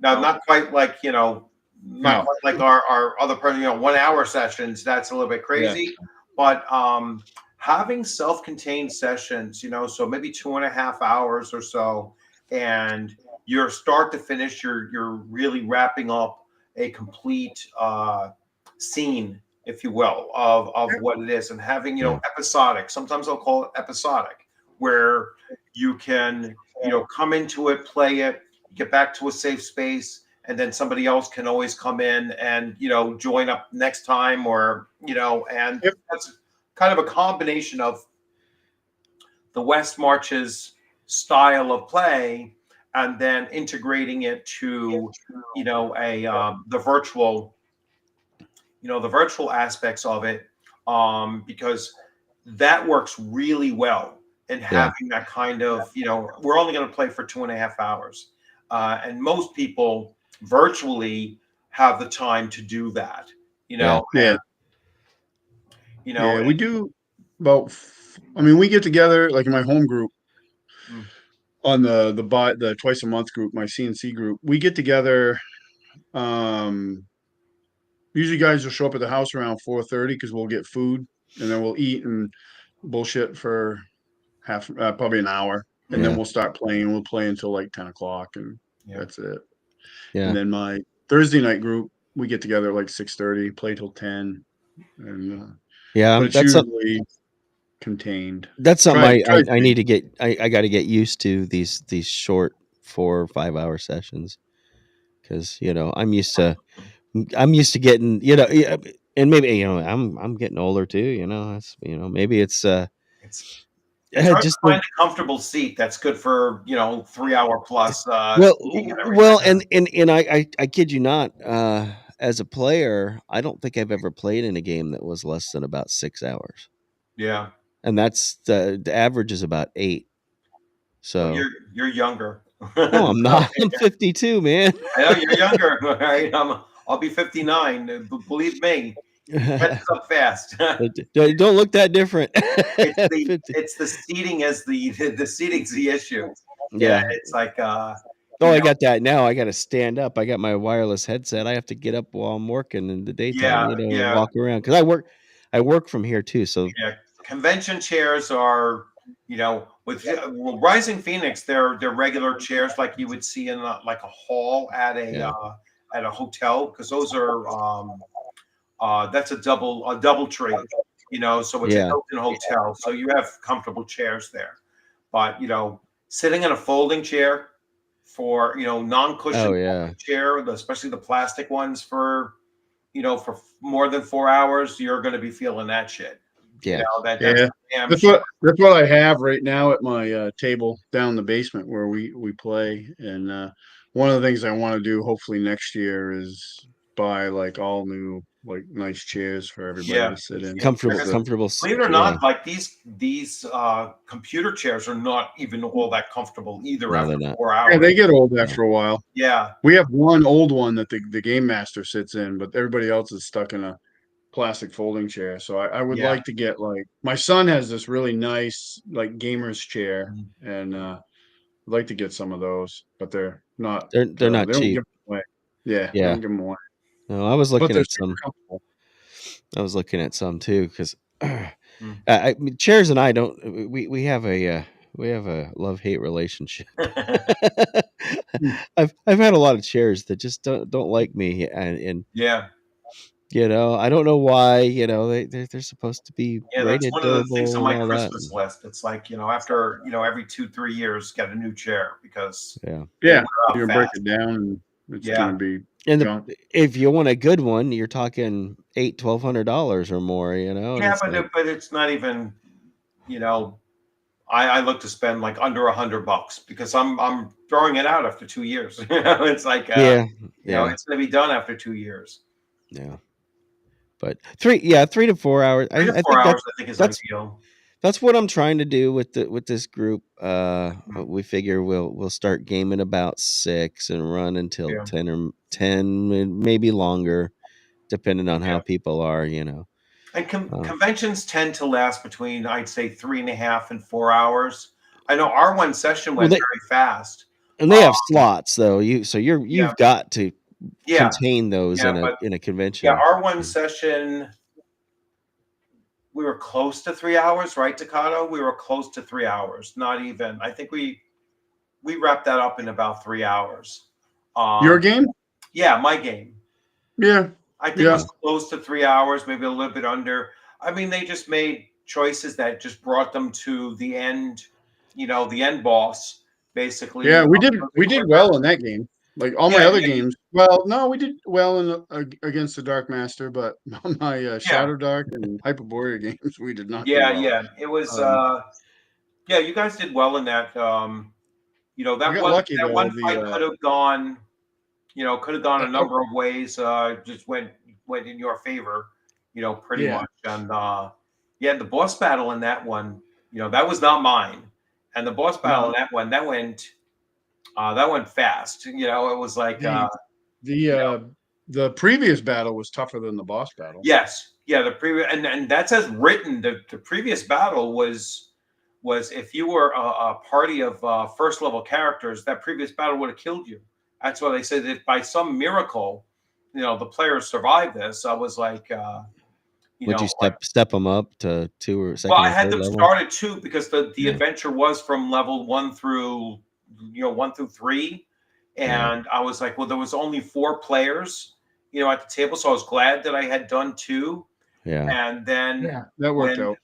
when they triggered that particular encounter, the encounter was meant to be a 10 hit die monster, but I was like, well, there's only 4 of them, not 5, so I made it 8, but I kept the hit points up. So there's a difference there, right? The difference between it rolling with a +10 to hit or a +8 to hit is actually, a huge difference. Right. So I was like, let me tone that down. And I toned down its bite attack from 2d10 to 2d6 because Okay. 2d10 would have most murdered likely us. killed any of them. Yeah, one hit, and they're gone. Yeah, one hit and they were gone because the bite only happened if it hit with 2 of its tentacles, which already did D4 each. Its tentacles were underpowered, compared to everything else, but it was all built around the concept of if it, with a +10 to hit, it was most likely You're going to hit anybody with 2 it really was designed to be a total party killer. If it was a first level party. First level, because we Yeah. wouldn't have the hit points to sustain. Yeah, you wouldn't have had the hit points to sustain even one attack. Right. Like I said, with that advantage of hitting with 2 tentacles, you would have done. Let's see, you would have done. So it would have been 2 to 8 for that, and then another 2 to 20 for the bite. So you would have been looking at between 4 and 28 points of damage for a single round. That's on average, you're doing half that. You're going to kill any first level character. Yeah. There's none that could sustain that. How did you run the starter set? Yeah, that was the starter set module. Okay, was that okay? I wasn't sure because I'm that like was the starter set module. So yeah. So Yeah, did so you I would skip some of the stuff? Did you skip like some of the areas and get right to the? No, they pretty much they pretty much Our follow choices the path. skip some of the areas. Yeah, by choice they skipped some of the Okay. areas, but they pretty much Yeah. followed the path, and so they went to the ruins. They encountered the short encounter in the ruins. That turned out to be a little bit more challenging than I thought that would be too. Yeah. That one giant bat hit him for a good chunk. Now I modified the magic system. So I was using Shadow Darks. You get to cast more often because they would have been depleted with their spells long before they ever got there.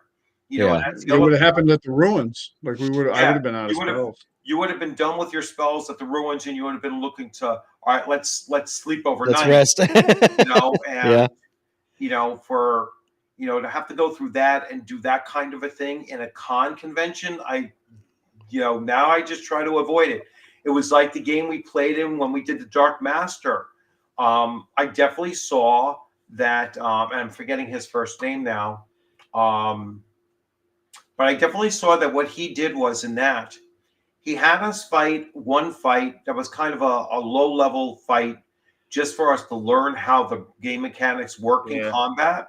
Yeah. Then he had us go into a second fight, I think, just to burn up some time and to see, like, give us some ideas about, being a little bit more tactical and stealthing and doing that.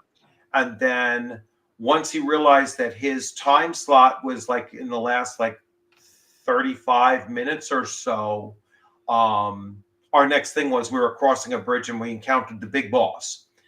So however that adventure is originally written, he made sure as a convention game master to give us a beginning, a middle, and an end, and made sure that it was going to conclude with a big boss fight. You know what I'm saying? He did a good job running that. Yeah, he did a very good job of running that. Yeah, he was good. I mean, it's not the system for me, but it.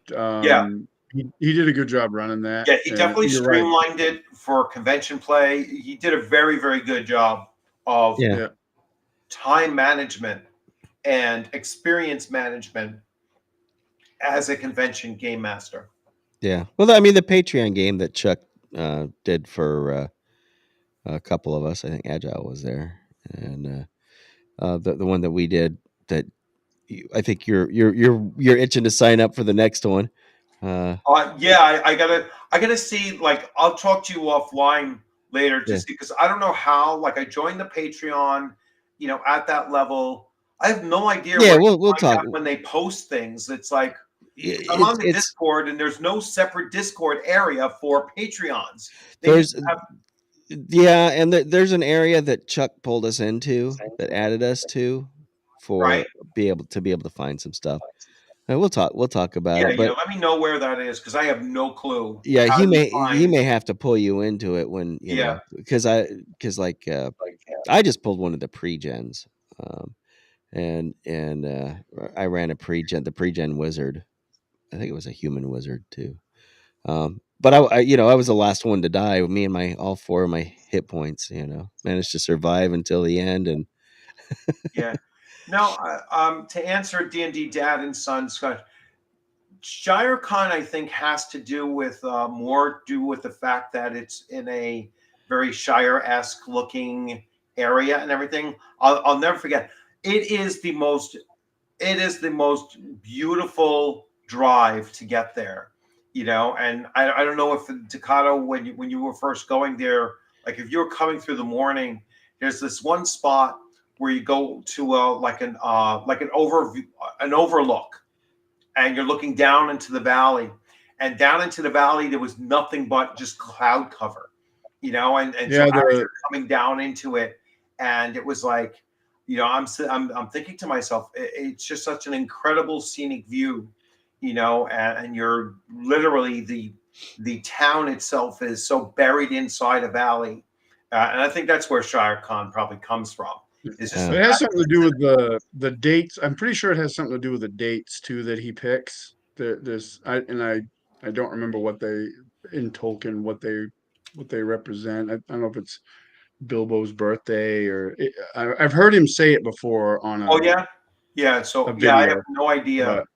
but yeah, Uh, it's a super like beautiful area. I mean, yeah, my route in wasn't as great, but from the Bates Motel I yeah. was staying at, Yes. the Bates drive-in was Motel. nice. But when I left, I went a different way. I didn't come in the same way. I Right, actually right. went home the same way I went last year, and that was nice because for quite a while it was all rural. So I was going through like these little, very nice Yeah. villages and towns and Mhm. stuff, and it's a beautiful area, Yeah. um, except for that motel I stayed in. Yeah. That Yeah. was awful. Motel hell. Oh Yeah. Well, God, that place is awful.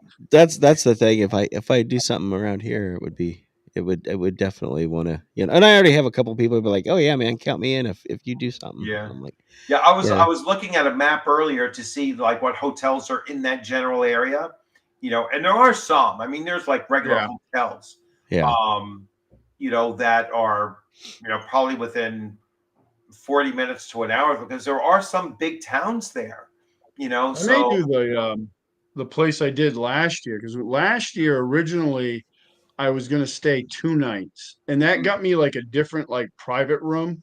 Yeah. And yeah, then I dropped it down to one night. I was like, well, I'll just drive home after the second day, yeah. And that changed me to like the Gen Pop room. So I didn't go there this year.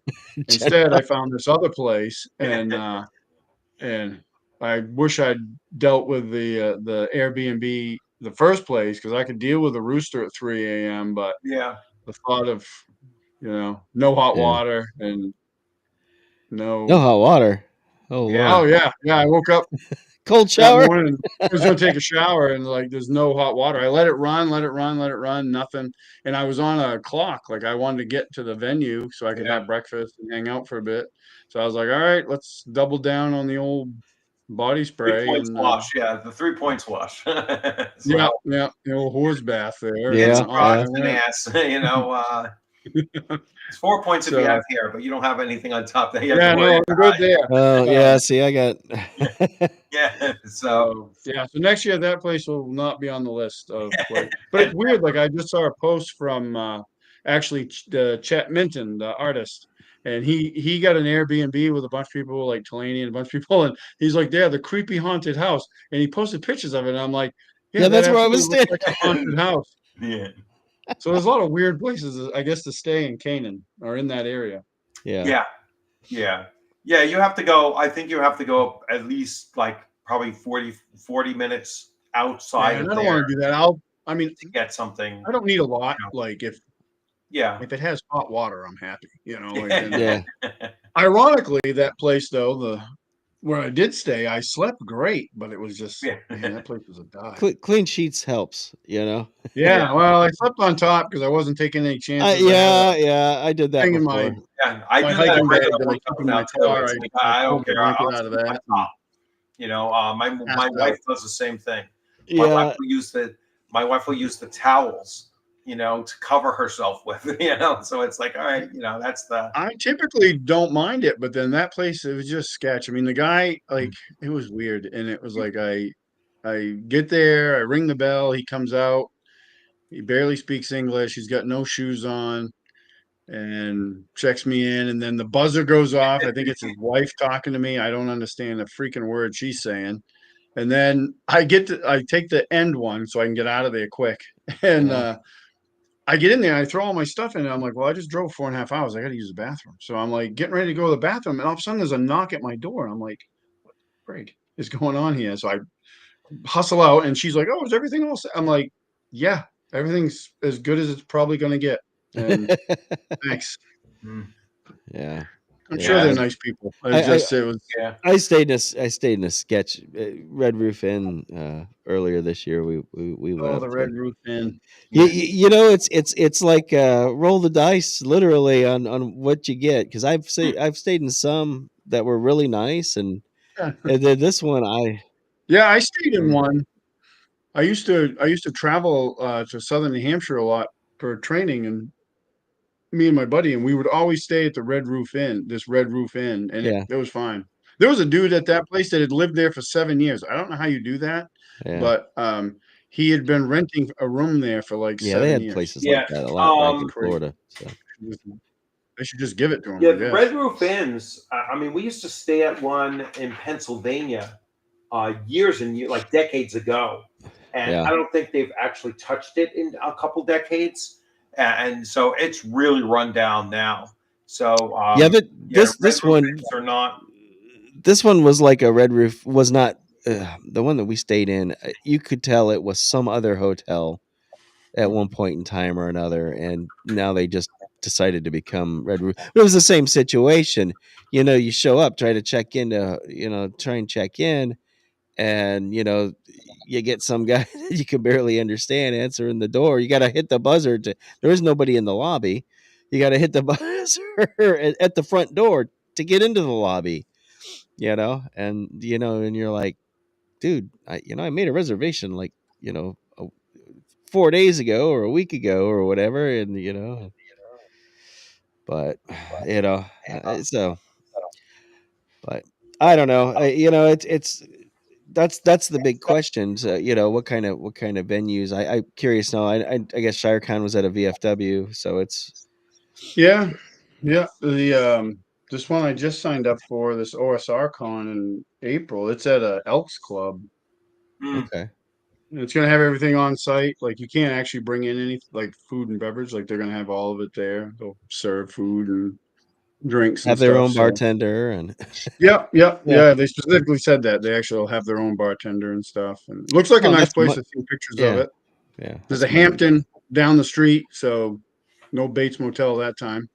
That hopefully that time I'll probably get a room in a month or so, and I got time. So Yeah, and is that one of the smaller ones, or 150, yeah, it's a 250 first. people? Or, Yeah, it's this one here. It's in. I'm gonna butcher the name. It's in Chelmsford, Mass, okay.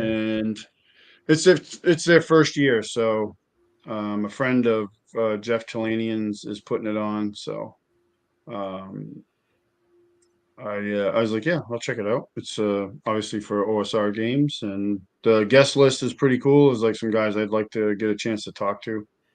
So that will be good. I saw somewhere too they had some games listed, but when I signed up, they weren't in the schedule yet. I don't know where I saw them, but one of them was like a 6 hour Dark Sun game, and I was like, man, I always wanted to play Dark Sun, so maybe I'll Yeah. try to Oh do that. wow, 6 I don't know. hours. Yeah, that's a long one, but Yeah, that's a they're lot. Long running time the to be con sitting. Yeah. from 8 in the morning until 10 at night. So we'll see what happens. Yeah. Yeah. Well, So yeah, let's see. I just don't. I think we need some in our area here. You Yeah, guys up in like the New England and the New York, New Jersey and Yeah, Pennsylvania it areas. actually You was. guys are lucky. It wasn't like this a couple years ago, though, and even yeah, this was a pre-COVID, lot. it was not like this before. Like it really has. Smaller cons have really exploded Yeah. these last couple of years. Yeah. They really are starting to sprout up, and like we said earlier on in this stream, the networking that is taking place between the smaller cons and spreading the word to each other, and That's I think it's going to that keep on growing. that networking thing's pretty interesting too, as far as on a couple fronts. Like having gone to ShireCon twice, and seeing like how much of a presence that like Hyperborea has there, because Mhm. Jeff's obviously from New Hampshire and stuff, and several Hyperborea games going on. And I thought that was pretty cool. And then Mm. having like weird moments where, like, for me, like when we played your game afterwards, I was talking to turned out to be Mike. I didn't know his name at the time, Mike Stengel, and we were talking, and because he had run Dragonbane the day before, we Right. got talking about that, because that's a great game. And he says to me, he goes, "Oh yeah," he goes, "I watched your video on because I ran a Dragonbane adventure and I recapped it all." And I was like, "Oh man, that's great, thanks." And in the back of my mind, I'm like, "How the hell did you even know who I was?" Like I don't, I'm horrible at self promotion, so I don't do any of Yeah. that. And I but heard then somebody else afterwards, mention. I figured out that when he sat down to talk with me and Joe the lawyer and was shooting the breeze, he introduced himself to all. I'm like, "Oh, no kidding!" Like, we've been in so many like live stream chats, like going back and forth and stuff. So I'm like, "Oh, okay." It's Yeah. weird to put like names with faces and stuff like Yeah. that. It's cool to D&D do it, but Dad, I think all of us have Hyperborea. So I think, you have it, right? You have third edition Hyperborea. I I have do third for edition, sure. and this weekend I got, actually, because I'm Yeah. a collector, I got the second edition players Yeah. Yeah. I handbook. bought an adventure for it, and I am going to be running it at CNY A Con. whole shelf of it So, over there. That's cool. yeah.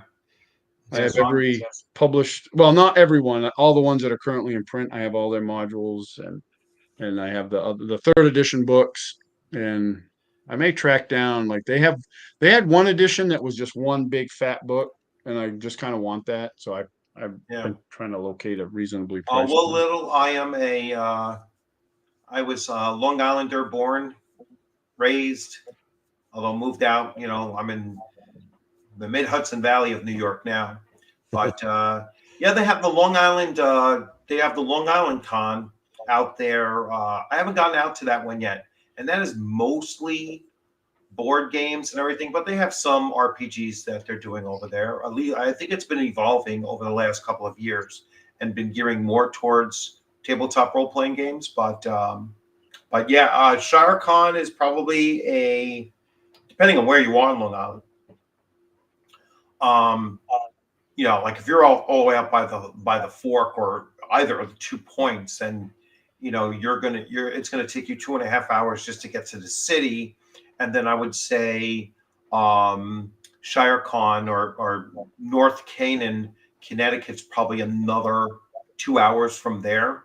Eric Tankar could probably tell you the best, because I think he's coming from Queens to head out to ShireCon. But yeah, definitely. Like, I don't know so much, too much about any of the Long Island conventions except for that one. It's literally Long Island Game Convention or something like that.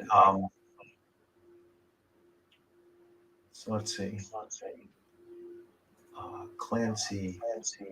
So it was 3.5 hours for me there and about 3 hours back. All right. Oh, so you were at ShireCon? Oh, that's cool. Yeah, it's the Long Island table. There's a lot of RPGs at Long Island table. Yeah, but I think back previously there wasn't as many. I could Was it be more wrong. board games or something like that? Yeah, I thought it was more so board games and possibly like miniatures wargaming and Yeah. everything. But I think over time the tabletop role playing games have grown. Yeah. And that's On Long Island. Yeah. So I was born in Hempstead, so that's pretty midway on Long Island, and then I moved out further, and then I moved to the Bronx, and then to Central New York, well, Mid Hudson, New York, I should say. Yeah, I was gonna say you're not out near Utica, right? No, that's only like that's just a little over 2 hours for me. Yeah. Yeah, Yeah. Oh, it's that's a little over 2 hours for me. It's not a That's long not trip bad. at all. 6 hours for me. Yeah. Unless a tractor trailer truck crashes by a rest stop, and then it's Yeah, you had that Yeah. next time, right? Yeah. yeah, that last time. Oh no, it's probably about 9 hours for me. It I Part of was Long great though. Island RetroCon. I'll do it again. Yeah. yeah. Yeah, I'm hoping to hit 'em. one day I have to get out to the Long Island Con. I know I've heard some people talk about Mythicon, which is over in Carolina, Yeah. and there's a Mythicon and a Mythicon West, and the West one is in Asheville. Of course, Asheville Mm. got damaged by Helene a Mm. year ago, so they're definitely wanting people to, just to come into town again. So I'm thinking about that one. That one won't be until next year. I think the Mythicon is in Charlotte, and I think Troll Lord's going to be there. I am. That one, and Yeah. then the I know I've been talking to Chuck, trying to get Chuck to come up to, one of the northeastern cons. Once he gets past Philadelphia area, it would be great for them to go to a well, Central I think Eastern. he's going to Page, isn't he? Yeah, he's been there. Yeah, they went to Page last year. I Yeah, saw him yeah. at Page last year. I think they're They're going already. to Page again this year. Yeah, Um, I'd love to get him a little bit more further north than there. So I'm just deathly afraid of. I grew up in Florida. I'm deathly afraid of trying to drive in up in that area in the snow. That's what I'm afraid of. these are cons in Page. Yeah, I Yeah, mean Page is in Yeah. January. That's why January. one Yeah, year well, ago, That's I and the go to snow Page. season. and what's the one in Wisconsin? That Gary Con. well, is it? I think it was Gary Con. Yeah, that a Dungeon Delver went up there, and uh, Eric, uh, Heidi's husband, had slipped and cracked his skull. Oh yes, yes, yes. You're Yeah, right. Yes. yeah. Agile Monk. If you Poor can guy. get him, out there. But yes, But he will be at Page. I'm Yeah, I still know. trying to get him to come here, Yeah. and he's only 2 hours from here. Oh, Yeah. we're working on Well, stuff. once they build their factory, their printing place, and they have their game room set up in there, I'll have to try to get out there to Little Rock, and Or wherever they're at. I paid for a brick. I paid for a brick. I want to see my brick, Yeah. at their factory and play a game there. Yeah, Uh, I hope they get that all straightened out and find a good place for the yeah, I'm factory. sure that they will. Yeah. Um, Those guys are great. I got to have Steven on. Didn't get Davis too, but just I think he was busy doing something else. Being Davis, but great guy. I mean, and of course I've talked to Chuck back and forth a lot. yeah, So I going back full circle to the whole, they're like, we make games. We don't care about the yes, politics. absolutely. Yeah, Yeah, they have the right that's attitude. making games. That's why I said that's it. When I was looking, to finally after the OGL debacle, I was like, all right, I'm gonna go find people that aren't they're making quality products, and when I came across them and I heard that that was it, that sold me on them. I got Shadow Dark here. I haven't got to run it yet. Again, it's the whole getting people. Yeah, Mhm. That's a good game. I've played that quite a bit. yeah. So we're looking. I ran mostly for 20 years. So I played one game in 20 years, and the rest of I've been I've running. been running, yeah. Yeah. So Yeah. So, like I said, open invitation. yeah. Tuesday night or Thursday mornings. I'm looking to run. I saw Paul is here. So Paul, I responded to your message. If Thursday morning works for you, gangbusters, Thursday morning.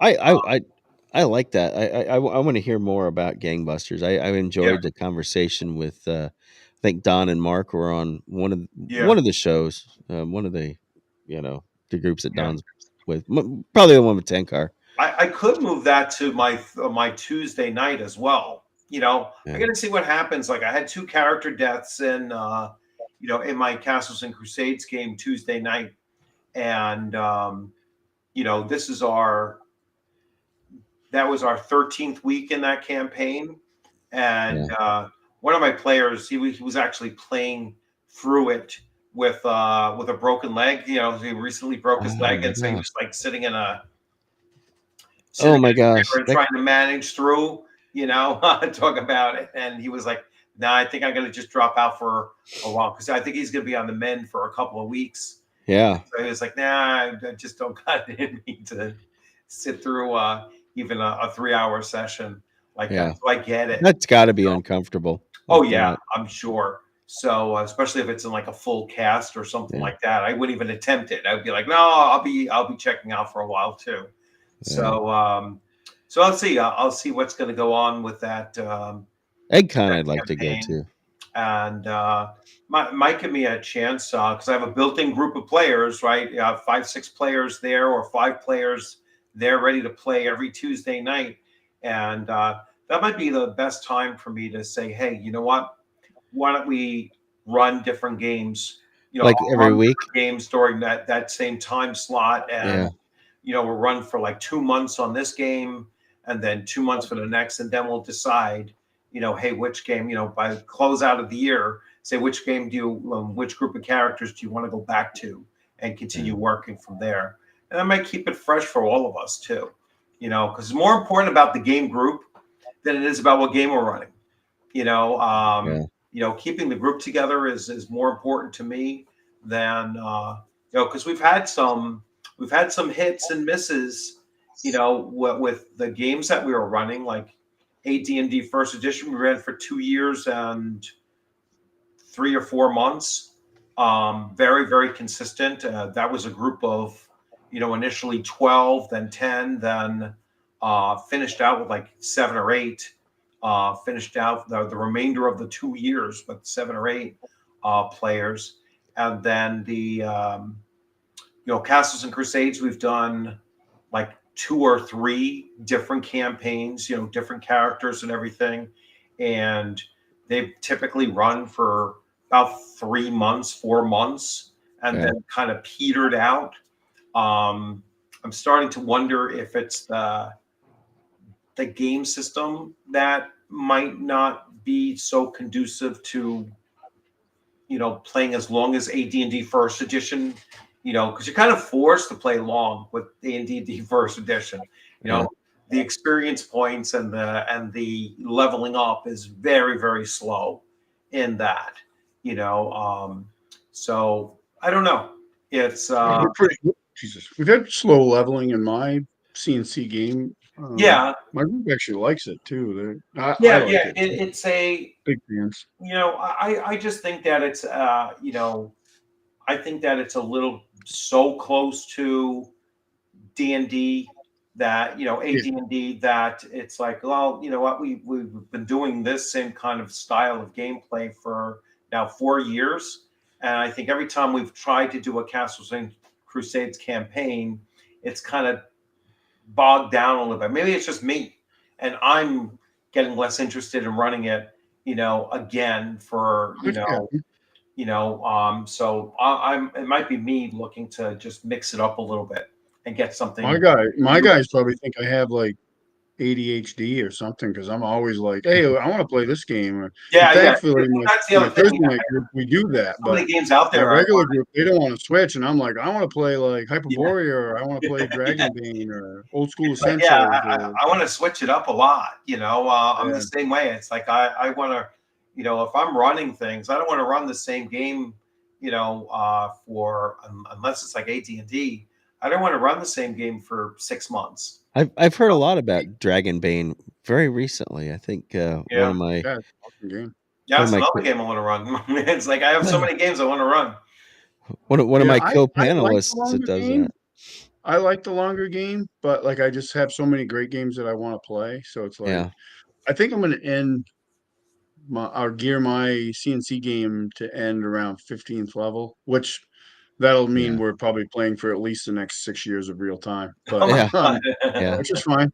But because I get to play other stuff like What, my you don't want to Thursday go up night to game. 24th level?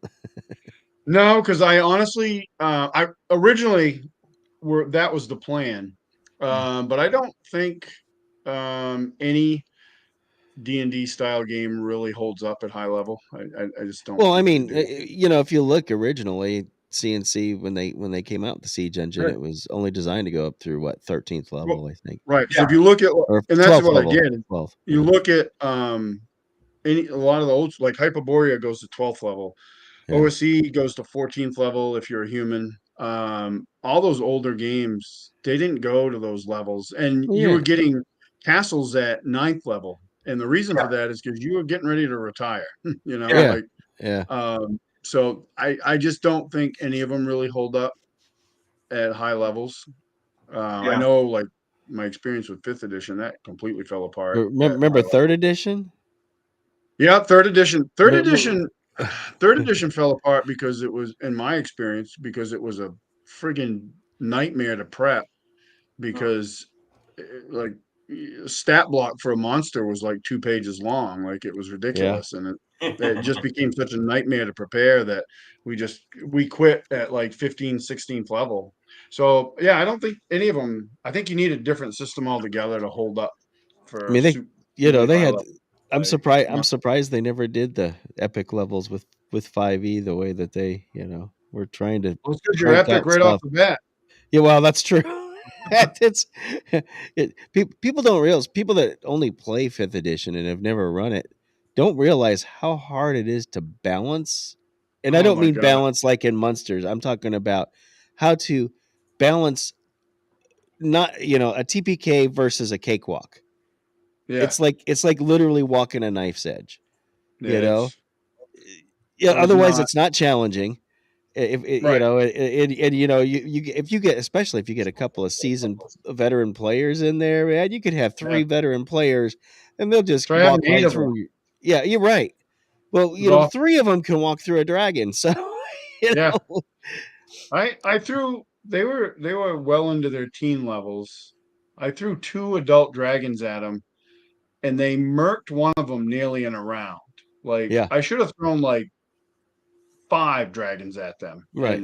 but that would have been ridiculous too. So it's like, yeah, that game, man, I was well and done with that system before we finished our campaign. 'Cause I was Yeah, like, nope, it got I am never ridiculous. running this again.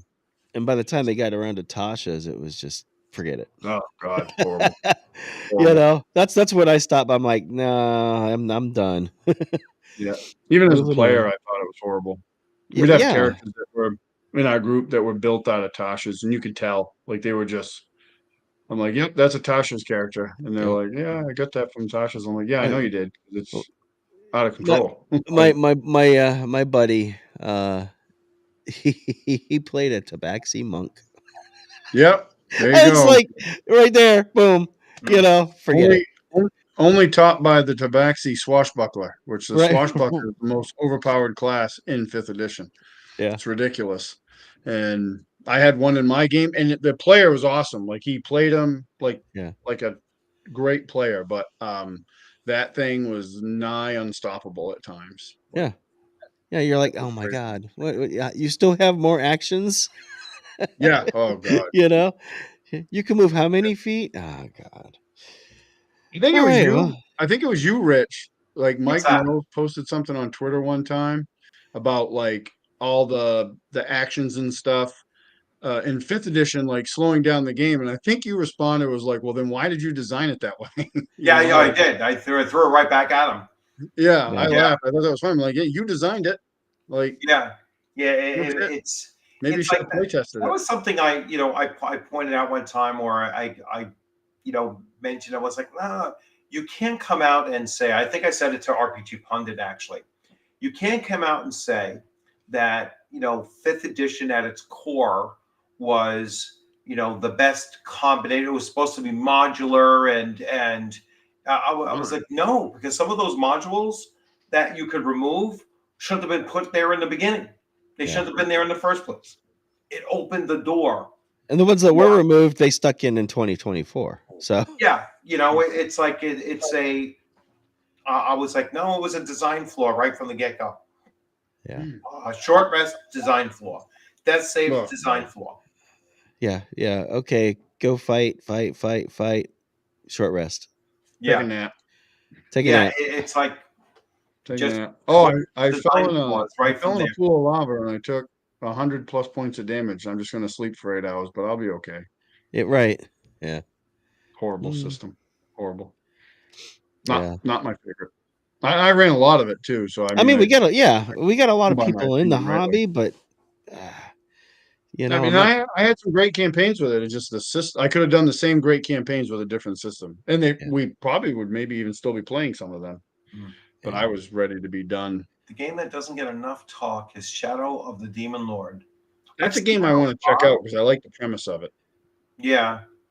I like what it looks like. I haven't Yeah, actually dug exactly. into it at all. The art looks Yeah. incredible for it. Well, it's from what I understand, it's basically like Sauron 1. Yeah. And Hmm. deal with that, Yeah. players. Which is it looks great. It looks great. It Yeah. even had no, that's not the never mind. That's a different thing. There It's a was different another game. one it was like a Rangers based kind of game. I'm gonna forget what it looks like, what it was called, but it was another one. It was before Dolmenwood came out. There was another one before that, Hmm. and that looked interesting, but never backed it and everything. I was like, Still waiting for I'll my remember it Dolmen some Wood, other time. anxiously. It might have Yeah. been like the Rangers of something or Hmm. something along those lines. I forget. Yeah. But there's so many games out there that just Yeah. cool stuff, and I would love to play it. So many games that I've bought, and it's like I'm never going to get around to playing this thing. I just gotta get. So I just gotta get people. yeah, Hey, anybody in yeah, East I don't Tennessee? have a Come on, problem with look me up. people. And my players, Even if like you I get said, one or two, man, they're you can start fairly with one. I mean, like open. I said earlier, I most of my gaming as a kid, I was with me and my best That's friend. it. Yeah. That was it. We I played hope I games didn't and just block you, because I'm trying to click on this. Yeah, so Rangers of that's it. that's a Shadow Deep. miniatures game. Matter of fact, I Rangers have of it right next Shadow to me. Deep. Yes. Oh, okay. Oh, so you have it too. Yeah. So that's. This is actually it's actually a miniatures game Is it by really? Okay. the guy that designed Frostgrave, Mhm. Brian Joseph McCullough. And Okay. it's Yeah. you can play it by yourself or you can play it it plays cooperatively, so it's not like a typical miniatures Right. game. I've actually never played it. I love the premise of it and I bought it and it has a bunch of well, it has some add-ons. I only have Yeah. one, but yeah, it's the same guy that designed Frostgrave, which All right. again I haven't played, but I should because I have See, a we have so many games shite that ton I of just haven't miniatures and played. terrain I could use, but I just haven't got around to playing any of them. Yeah. Again, lists of good games, and just haven't got around to playing them. Yeah. That's what I'm thinking. I'm leaning towards saying to my group, listen, I want to get more games in there, and we'll circle back and come back to some of our favorite campaigns, but I Yep, just want to get more games in there. that's Uh, what my Thursday night group does. That's what yeah. we're doing. Just kind of a We'll play rotate. like yeah, one of us we're all DMs or game masters. So Yeah. like my son just finished running 8 sessions of Greg Gillespie's Dragon Slayer RPG. We were Got playing that. around. Got that on the shelf. Yeah. Yeah. Right behind me. We Yeah. were playing in the Highfell Mega Dungeon, so he was running that. And last Thursday we started playing another friend that he's running us through a second edition Ravenloft module, and we're using Okay. old school essentials for that. Okay. And then next after that we'll be playing DCC Lankmar, and then it'll be back to my turn. And I might actually go with old school essentials. Mm. That's See, I what was I'm gonna leaning run. I towards. was gonna run some of the old modules because I picked up a lot of Goodman's. I've got the whole set Mm. for the old. What is it? The uh, original adventures reincarnated, whatever. The OAR series of the Oh Goodman yeah, books. yeah. I have a few of those. I don't have them all, but I I got. have all of them, and I have the ones that are not out yet, already paid for. So I'm hoping to get some of those, and of course, the first several ones that they did were the original TSR stuff. You know, Yeah, the first what 6? yeah, yeah. So, I was, and then I was bummed that they lost that because Wizards of the Coast wanted to do their hack job of redoing those modules. because I wanted to see Goodman's do like the A series or the Giant series and stuff like that. They would have done it because all the other ones are great. Like I have Well, the Temple of Elemental Evil, which is my favorite module of all yeah, time, yeah, and they did an awesome job on that. And I have like a couple others, like the Search for the Unknown, yeah. Keep on the Keep on the Borderlands. Borderlands. Yeah, Well, keep on the Borderlands is a good one to run as a West Marches type thing, isn't it? Oh yeah, Yeah. yeah, yeah. So yeah. I've never run it, but I just grabbed it. And well, and that's the thing. I've got a handful of the old modules that I've managed to pick up, but that's it. You know, I it's I so ran hard to find. I ran Keep on the Borderlands for about 14 weeks. Did you? nice. Yeah, yeah. They spent about 14 sessions with that. See, and Um, I was thinking, okay, well, I can take their 5e conversion and just flip it over to CNC. And if I need oh any yeah. advice, I can always look at the original printing that's in the beginning part of the book, you Mhm. know, because supposedly you could take pretty much any OSR stuff and Yeah, you just have use to as is. take it and make it make a little bit more sense. Yeah, So that's a thing. Like there's very little reason for all of those creatures to live in the caves of chaos, and you got to flesh it out and give a reason why they're there. yeah, More so than from what I understand, the second edition version of that, um, to return to the Keep of the Borderlands kind of cleans that up a little bit, and alters the story and makes the story make a little bit more sense. But you could do that on your own too. If you're an yeah, experienced game master, you can figure that on your own.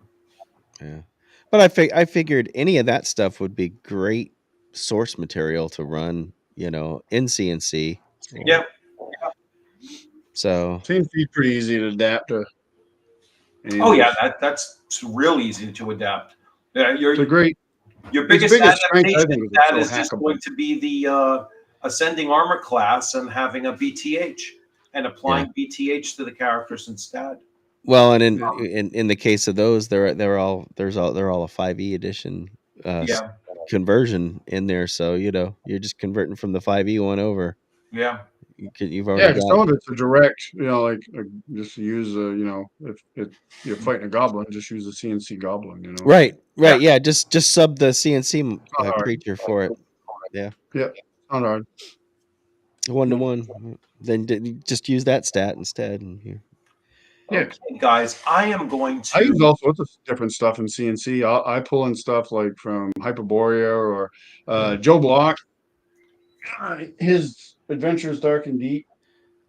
yeah. I saw him. He just is he doing a Kickstarter or he just kicked off?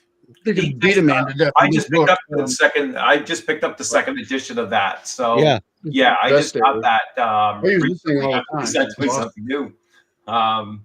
I haven't even gotten around to running that yet either. yeah, No, that's the only. Well, I have another. I don't have the core book. I'm a sucker for a monster manual. So when he showed this off when they first came to print, I was like, yeah, I'm gonna have to buy that. And yeah. Yeah, it was it's really good. I use it all the time. I probably use it more than I use Monsters and Treasures Oh yeah. yeah, that's cool. because it has Um, everything in it, and it's not. So I have the reforged. Well, I have the original too, but I have the reforged Monsters and Treasures.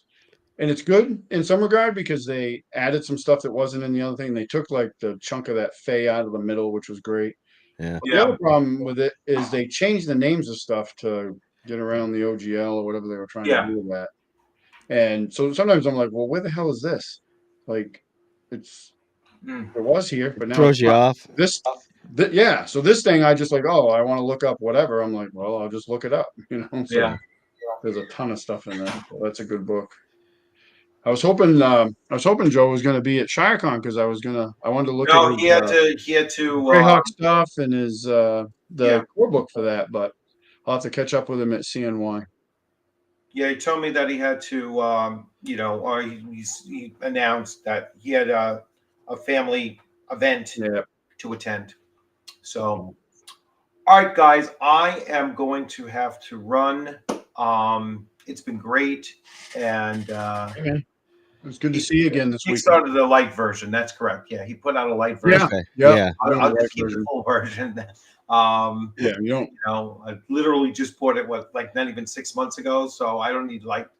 I like the more filled out version of it anyway. I like get the reference books, man. the regular one anyway because I already have this. The light Yeah. one is just meant to be all like contained in one. Like Oh, is that one what it meant? All right. encyclopedia. Yeah. I don't. That's all it is. Like I watched him do one of the live streams he did about it, and he just condensed it down. I think it doesn't go up as high in levels, so he was able to take out a chunk of the spells Oh, because you're okay. never going to get them with that version. Okay. But he just wanted something someone could pick up and just play, and that's kind of why, from what I understand, why he did that. So I would yes, probably, you if know, I was going to buy it, having this, I would just buy the Mhm. regular book. So Yeah, that's probably what I would go for beat myself. a guy to death Yeah. with if I needed to. I like the big books that have all the stuff. Yeah, I like I want all the toys. book. Yeah, All right. give me it all. I don't Yeah. want to be held back. Yeah. All All right, right. guys. I'm gonna call this one a night.